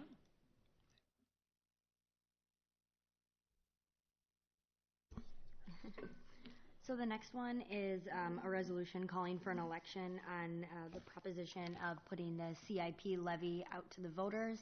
This levy is 67.5 cents, up to 67.5 cents. And as it has been discussed with council in the past, this is something that currently would be, if fully maximized, would be just under $1 million currently and would go up as our valuation rises. So during the budget work session, we discussed the possibility of assigning it to specific projects. The one specifically discussed was the HMA program, which right now we budgeted about $1 million, but as we experience growth, that's going to go up. So it would go up with the funding that comes in. Another option that council would have is to just put it to the capital projects fund generally. And so the two resolutions that legal developed kind of model both of those options, either specifically for the HMA program or just to the capital projects fund generally. The first thing to do to really kick this process off would be for council to adopt the ballot language and formally call for a special election. If you would like to do that, right now we're looking at a May 1st special election. You do have the opportunity to move that back to August as well, but then that starts interfering with the timeline for the capital improvement process development. Is this the kind of thing where you're locked into having the election only on certain months, or we get to determine when we want? Yep, so it would be May or August this year would be our options. I don't know what the options would be for next year, but that's for 2018. And do y'all feel like May would be enough time for us to communicate to people, to educate them enough on, do we need a 60%? 50%, or 50% plus one.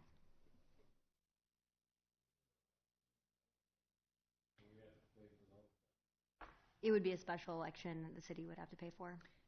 I think the next regular election is June, will be primaries. I don't even know if this could be attached to that. No, our options were May or August.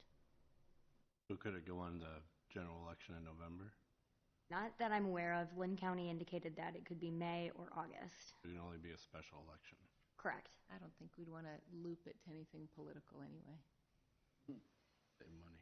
Well, Would it? Go ahead. Nope, go ahead. Would it go? Because there was talk about bond vote also. Yeah, and so that would be a separate conversation if the council did want to put that out to vote at the same time. That could be done. That's one of the reasons why we wanted to bring this forward, was to kind of let the council know what it would take to get something started with something like this. We're anticipating that if we want to take Fire Station 3 to the scale that we think we're going to need to take it to, there's going to be a gap there between what's been identified in the local option sales tax and the what it's going to take to get it built that exceeds our bonding capacity for what we can do on that without having it be subject to referendum or subject to a vote. Now, it's in an urban renewal area, so with that one, the council could go with a reverse referendum, meaning that you wouldn't be put out for a vote unless people petition to bring it to a public vote. It's a little bit different process. You're not automatically locked into having to put it out there. To implement the capital projects levy, the only option you have is it has to be voter approved. Much like the library levy that we have was voter approved back in 1989, you can do the same thing here. Now, there are some things that council hasn't really discussed with this that you'd want to consider. For example, do you want to put it out there and say to the voters, we'd like to put this in place permanently? You don't have to do that. You could say, we'd like to implement this for the next 5 years. You could say 67.5 cents is the maximum that you can go to. You wouldn't necessarily have to put it out there at that if you didn't think that that was something that the public would support.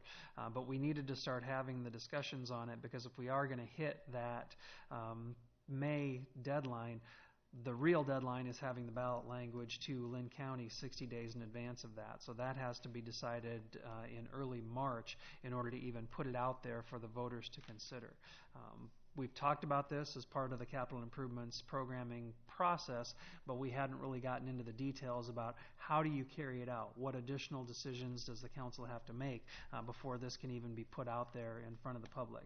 You know, the CIP, when we develop the CIP, it is all hands on deck for any and all funding sources that could be used to support that slate of projects. And so if this would go out and it wouldn't get approved, or if the council says, you know what, we think Fire Station 3 is the priority, we're going to do that first and then look at doing this in the following fiscal year, we have to make adjustments to the CIP to reflect that, which means projects have to give. Council's going to have to reprioritize and say either this one comes off the list or it gets shoved back, or this one comes off the list in year 5 and these get shoved back.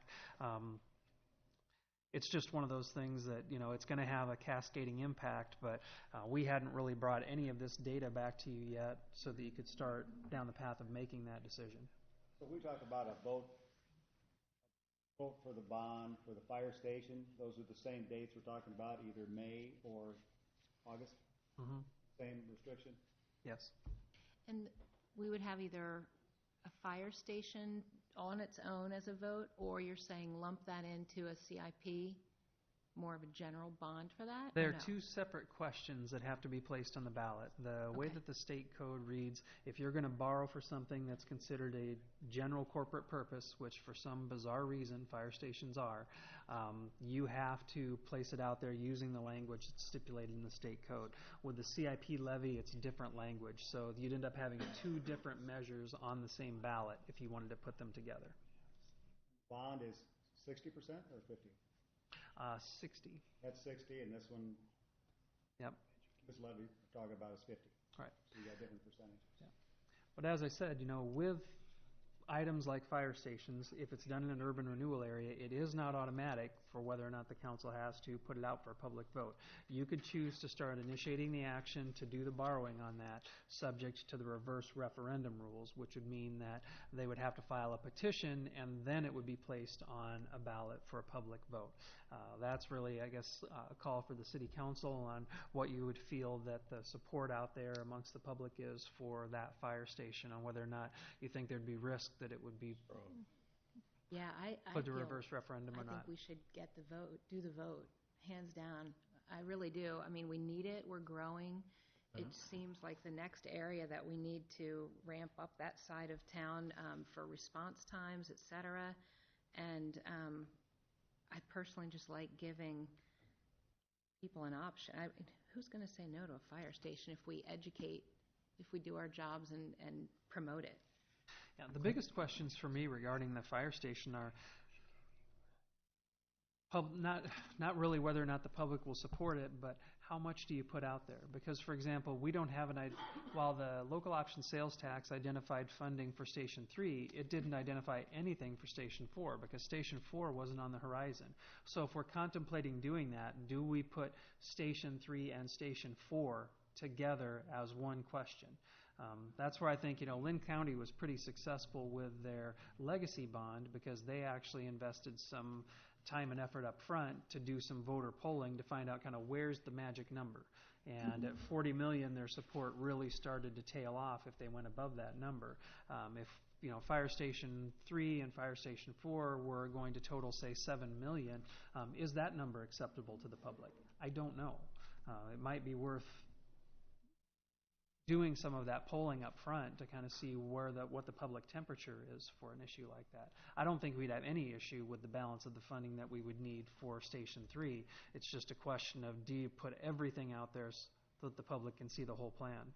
And then it's not just that, though. Then it's the CIP. Right. That's a lot of voting and taxing. It is a lot, and you know, we tried to be very upfront with the council when we went through the CIP process that this was very ambitious. You've got $190 million worth of projects listed on the CIP over 5 years.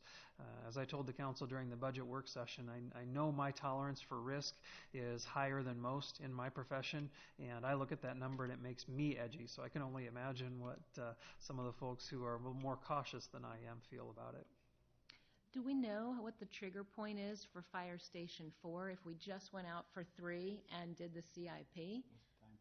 Yeah, what's the? Remind us the time frame. I mean, I know it's a crystal ball kind of thing, but The recommendations on the deployment study said we should be building Fire Station 4 about the same day we open Station 3. If not, That's correct. What's Deb's recommendation? Well, in Fire Station 2015, in 2015, when we had the study done, they said we needed 3 and 4 pretty much now. you know what though? The problem, and I don't disagree, but the problem is people see that we don't have 3 or 4, and then they're like, all of a sudden you need 2, and that's the worry that I have. It's not a matter of the numbers supporting it. It's When perception. Fire Station 2 was built in 1991, the population was about 20,000. Mhm. We're up to 40,000. Every 10,000, you're looking at a fire station. So that's where we're at. I don't know about I the think rest that of it was put off for too long, in my own opinion. No, Station 3 should have been done years ago. I have more people complaining that we haven't done it than I have than we're gonna do it. Oh, yeah. And at least, certainly, we need to have the land bought when we buy 3 for the land for 4. So don't go through with what we've gone through with 3 again. So we We need, don't have a place for it yet. well, that's what I'm saying, That's the problem. We need to buy land today for 4. But, Yeah. right, Yeah. when you get 3, let's do 4 land at the same time, Yeah. yeah, so there's just a lot of things that when we start contemplating about how do we put that ballot question out there, that we need some guidance from council on actually structuring it and the timing of it. And it does play into the discussion about what we do with this one. This one, to me, it's harder to explain to people. But I think if we tie it to something specific like that HMA program, we're going to be more successful if they can see that that funding is dedicated towards one specific activity. And the hardest thing for me on all that is that even with what we're spending on roads and everything now, which is more than we have at any other point in our history, I don't know that I can stand here with a straight face and say we're making a lot of headway. I think we're kind of standing pat because the other stuff that's out there, I think, tends to deteriorate as quickly as we're able to address it, even with these higher levels of funding. And that doesn't get into bridge projects and things like that that are very expensive that are needed to support a growing community. Do you have a dollar figure, did you say, 190 on the CIP, or are we playing? On the 5-year CIP, it's right around 190 million. And what would the increase be? What's that tax ask? Do we know? What does the tax levy bring in? Yeah. $1 million. No, but I mean, what are we asking voters per $1,000? How much are their taxes going to go up on that particular vote? Oh, on this one, 67 cents a thousand would. 6.7 is the max. So 6.7, and then if we did a separate fire station one, I'm just trying to see what the ask would be if we did everything on one, a May vote, so to speak. What is the voter going to ask in their mind? How much more in taxes they're going to be paying for these things? Yep. So do we know? 6.7 is the CIP. Do we know on the fire station one what that would be? 150,000. Because I know that Linmar's going out for their school bond vote again in September. They're not asking for as much as they were asking, but that's going to be another ask to the public for their taxes. So, Yeah, on a $100,000 house, it would be about $37 a year. and that's for the CIP and both fire stations No, that's the CIP, only. the capital improvements levy. If we. What's the fire state? Oh, sorry. fire But like I station. said, that's an area where the council, we wanted to have some discussion on it. You don't have to go the whole amount. You don't have to go for perpetuity. You can say, well, we want to do it for 5 years. The council has discretion on how you put that question out there. It's not an all or nothing proposition. It's one of the things I have to do is make sure that you're aware that if we make those decisions, that we have to then scale back things on the CIP side. Just so we can put some numbers to it, what are we needing for Station 3? A little over $1 million? Because we got, right, 2 allocated out of lost? Yes, and what makes that dependent is, right now, we've outgrown our administrative offices. So whether or not we put the administrative offices in Station 3, that is going to affect the cost. I think we also talked in our budget meeting that station number 1 needs facelift, needs some improvements just to bring it up to code. Yes, yes, it That does. has a number attached to it. Yes. And I with think the, it's And- important to, And I also just wanted to clarify, 4 can wait, but 3 is critical. and maybe the land for 4 makes sense, right? I mean, I just, yeah, Absolutely. right, That we makes have sense to the me. land for 4, Yeah. 3, the phase, like there's a fire. I mean, I'm sorry, but $1 million does not sound like a lot for, schools ask for 80 million. $1 million was one of our fire trucks. Yeah. Right. So that's what we're asking This is for. public safety. I still do not, to this day, understand how fire stations and police stations are considered general corporate purpose and not essential corporate purpose.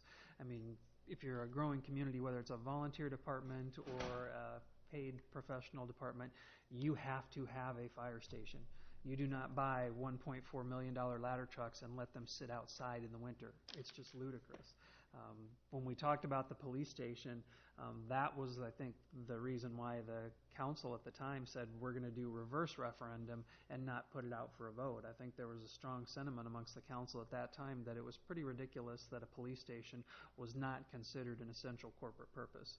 Because in fire stations, I think, have a better case, because what other option do you have besides having a fire station?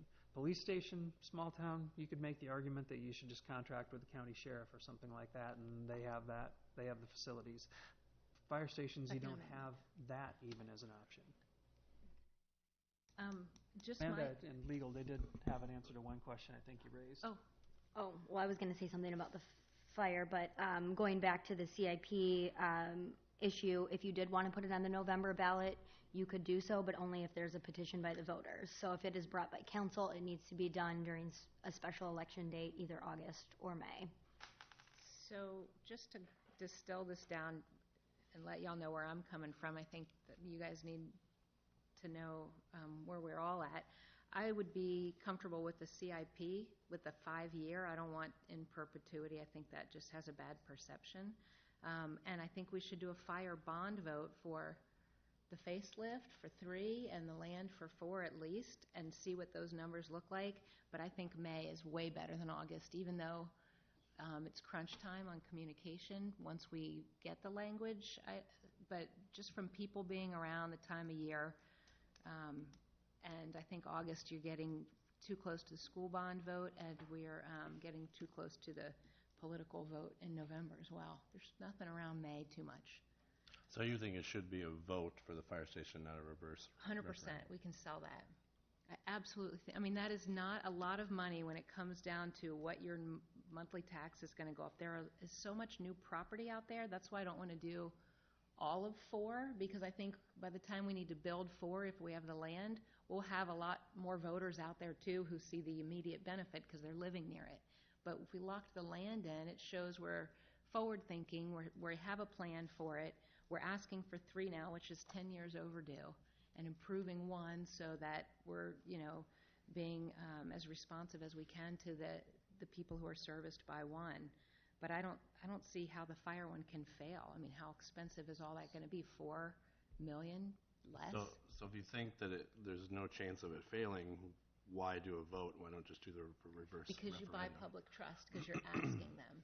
You are having them commit to, yes, we want this, we'll support it, as opposed to, we've got this money, we're just going to go for it. I think if you feel confident you can get it, it's better to have people have a say in it. I think they feel better about things. If we don't have 3 and eventually 4, your homeowners' rates are gonna go up a whole lot more than $37 a year.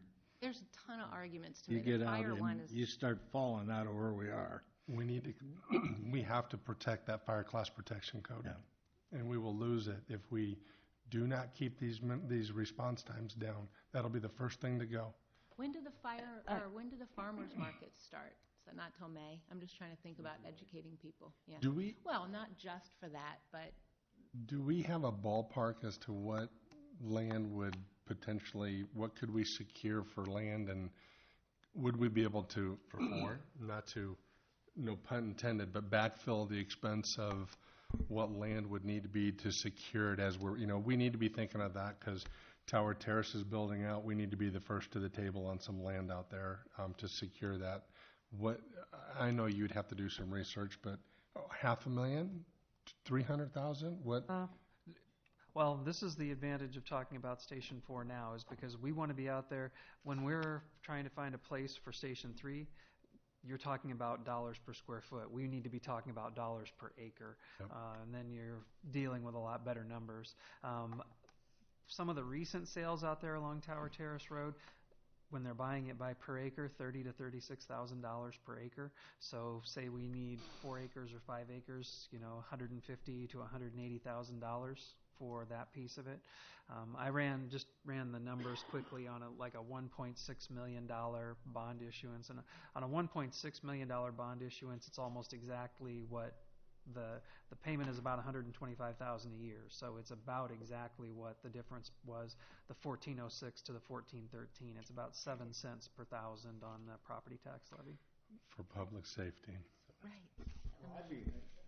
I understand what Will's talking about. The fire station number 3 and everything we're talking about is absolutely necessary.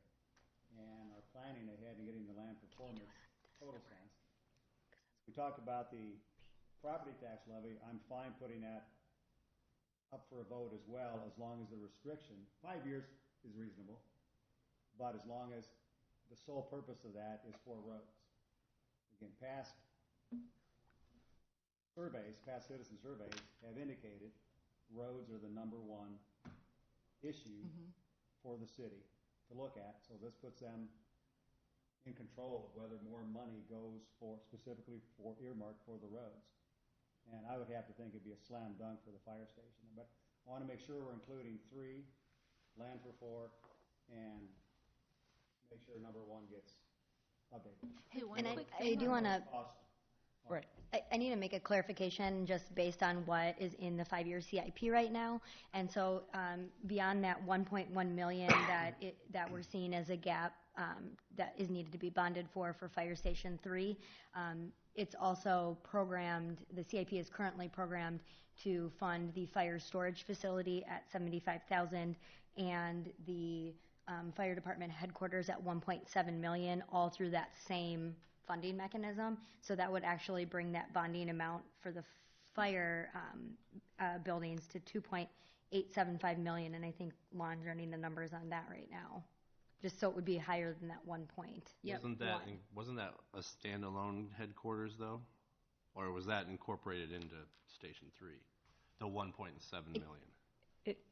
It's important that headquarters be with the station, one of the stations. Okay. So we were looking at possibly some other options, but we found that it's most important that it stay with a station. So if it's with 3, is it still going to cost 1.7 million? Yes, it would. If it goes to 3, we would need that increase in the cost of Station 3. By 1.7 million. Yes. Okay. What about, just back to 7 hours ago when we had this discussion about paying for sidewalks. Could we put sidewalks with roads? And then... Infrastructure. Right. And then, I know they're tangential, but if we're losing money on that and we can tell the taxpayers you're not going to be assessed for this, it seems like a win-win if we had a project like $1 million over 5 years or whatever to dump that in with roads. Just saying. I don't know. Just because it came up. Just I to know. give you an idea, on Hunger fantasies over here, sorry. on 2.875 million, you'd be about 14 cents per thousand. That would be the peak, and then it would go down from there, because every year as the valuation goes up, that impact becomes less because that payment is spread out over a larger tax base. So the peak value, you'd expect it to be at 14 cents per thousand, and then So that was on 2.7. 2.875. So 2.8, but what was the breakdown on that then for what would the 2.87 be used for or allocated to? That would be the way the CIP had it programmed out. It was the balance on Station 3, headquarters, and then a storage facility. But you just roll the two numbers on the headquarters and the balance on Station 3 together. So we would, Add the land. right, I was just going to say, can we reallocate monies for land later? I mean, it doesn't make sense to bond out for it, only to park the money for 3 or 4 years off to the side, does it? Or does it? I don't. You're not gonna park in it for 3 or 4 years. You gotta be buying that land. Well, here we are at Station 3, though. I know, and we're behind. I totally agree. And we don't have a lot of choices on where we're gonna put it. So I think. Should we mark the calendars? Yeah, Amanda, what's the May I'm up date? for a double sawbuck if you want to put one on the table. May 1st? I might do Ugh, May 1st, what would be the that's election? the date, yeah. I was hoping it was May 31st. August, a lot of people are gone, and I feel like we could lose, I don't know about absentee and all of that stuff, but a lot of people are gone, they're checked out, they're not paying attention. It is not a great time to be trying to get people out to the ballots that are going to vote to pay more. You might get the no people. They are always motivated to come out, and it's hard to change their minds, but to get the yes people, you want them in town and able to come in. I would worry that if you put both on a ballot at the same time, that fire station's going to pass, the levy is going to fail. So do the levy first? No, Before they fire get station, I fatigued? think, Wouldn't is make any- more important than Fire this. station has to be number one. Yeah, as I think down, if I'm prioritizing, and this is just me, the fire station is a must-have. That's right. The funding for the roads, yes, it would be great to have that if the public can approve that. If we have to adjust the CIP because that source of funding is not there, we can do that. But the station it's just, we've got to have it. If we don't have it, we've got 6 people that we've already hired that are kind of stacking on top of each other like cordwood, so we'd have to figure out something else to do with them anyway. They like camping. If the CIP Fast response vote- trucks. Lon, if the CIP vote were to fail, what does that mean? The council has to go back and adjust the CIP. It's $1 million a year of anticipated revenue coming into the CIP, so $5 million over the next 5 years.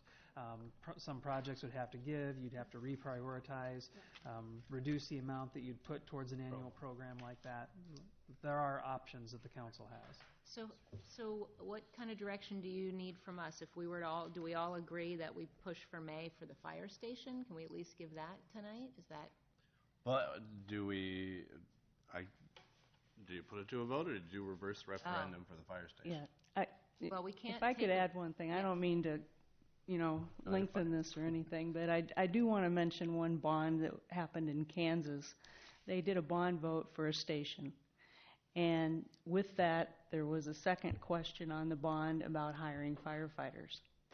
The station passed, the firefighters did not. The cost of the firefighters. That station, they had to build it because it passed in the bond. It sat empty for 3 years. Wow. Because they couldn't get the bond for the firefighters. So they don't always,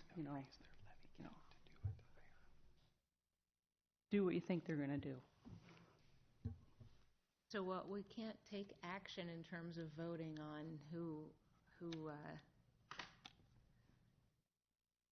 prefers what way. I think we're all in agreement that May is acceptable for the fire vote.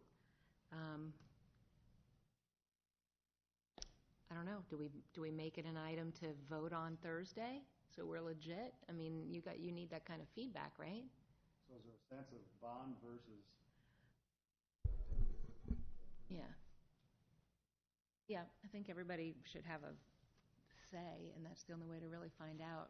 Well, you do have a little more time, at least for the CIP levy. We just need to let Lynn County know by mid-March. So you have a few more meetings in there, at least on that front. Well, and Nick isn't here either to see where he's at with all of this. What's our And I don't- deadline for making a decision on the May 1 for either one of these?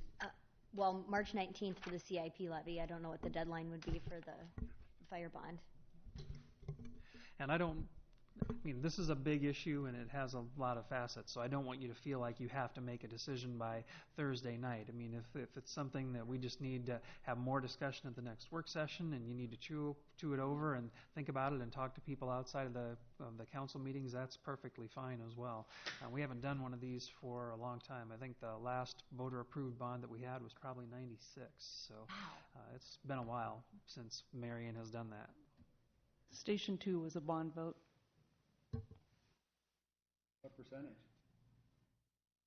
At 60%. Of approval. 99.9. I think it was 70. It was 70. Believe it was around 70. 70?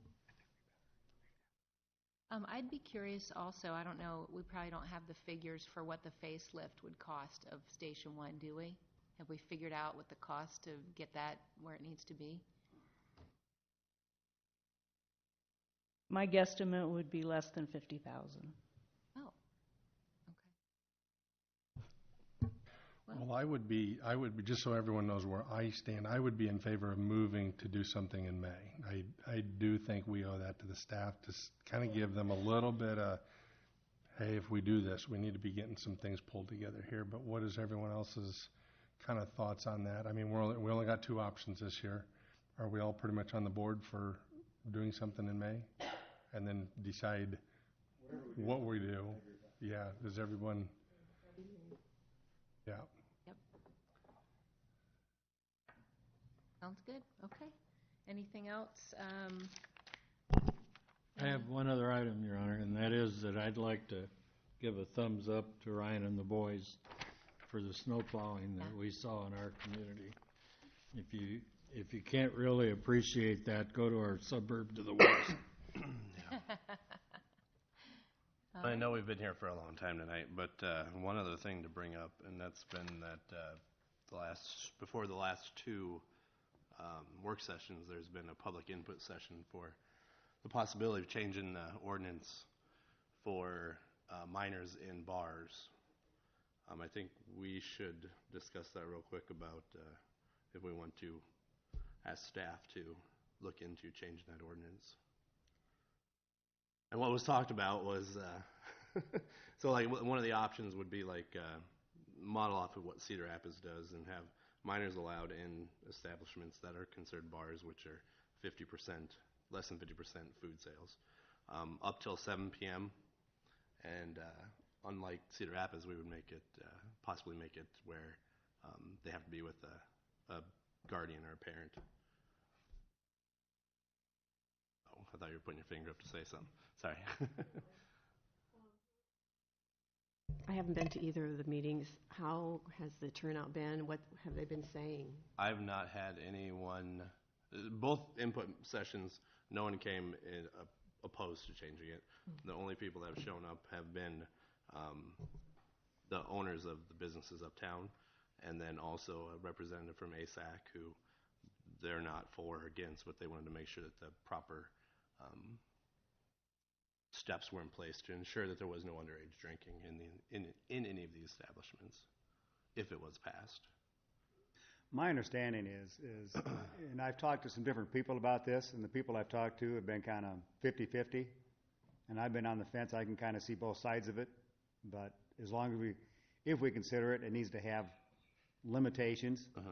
Number one, I don't think there's a lot of places impacted There's a few. by this in Marion. I think I counted 4. Does that sound right, Chief?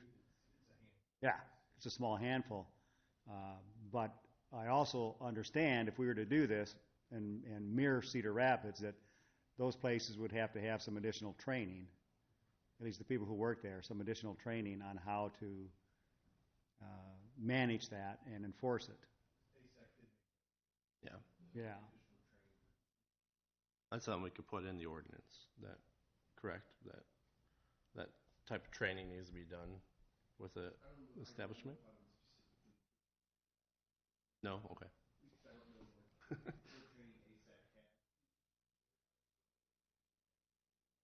Sure. I don't know if that's even legal to put that into an ordinance, but. The argument I made, I'm sorry, Kim, was on behalf of one establishment, and that is that, we have, the scoreboard is more than 50% food than liquor sales. I was arguing on behalf of a place called Big Shots up the street here, and they serve food, and they're about 37%. But they have to run people out of there, say after an Iowa football game or at halftime, who might stay and have dinner. They might be at 50% if they had the opportunity to be open later so they could serve families. So, the 7 o'clock would work. It wouldn't work with basketball, but nobody's watching Iowa this year anyway. But it would certainly work for a place like that who has a full kitchen, who does serve a lot of food. And if they were to get to the point of 50%, it makes an enormous difference on both their license and their dram shop insurance. The people, the scoreboard, for instance, would pay far less, maybe half as much as a regular bar doing the same amount of business because they are 50% more food than alcohol. Kim, do you want to talk about our comments we received Saturday at council hours at the library? Dennis? Yeah. Remember? It was one against. He was someone was concerned about changing the ordinance just for some businesses because they didn't plan, they're maybe not profitable now, and they're trying to be more profitable. Yeah, and I think his point was they can do it now by people renting out areas to bring in, and so why not just let people continue to do that? Have just private parties instead of changing more the of a ordinance. private party. So just, At those establishments, you mean? yes. Well, that was what the whole thing started, was that one of the establishments is not even open on Sundays, but they couldn't rent out their facility, even though they were closed. They couldn't rent it out to someone that was going to have like a graduation party there.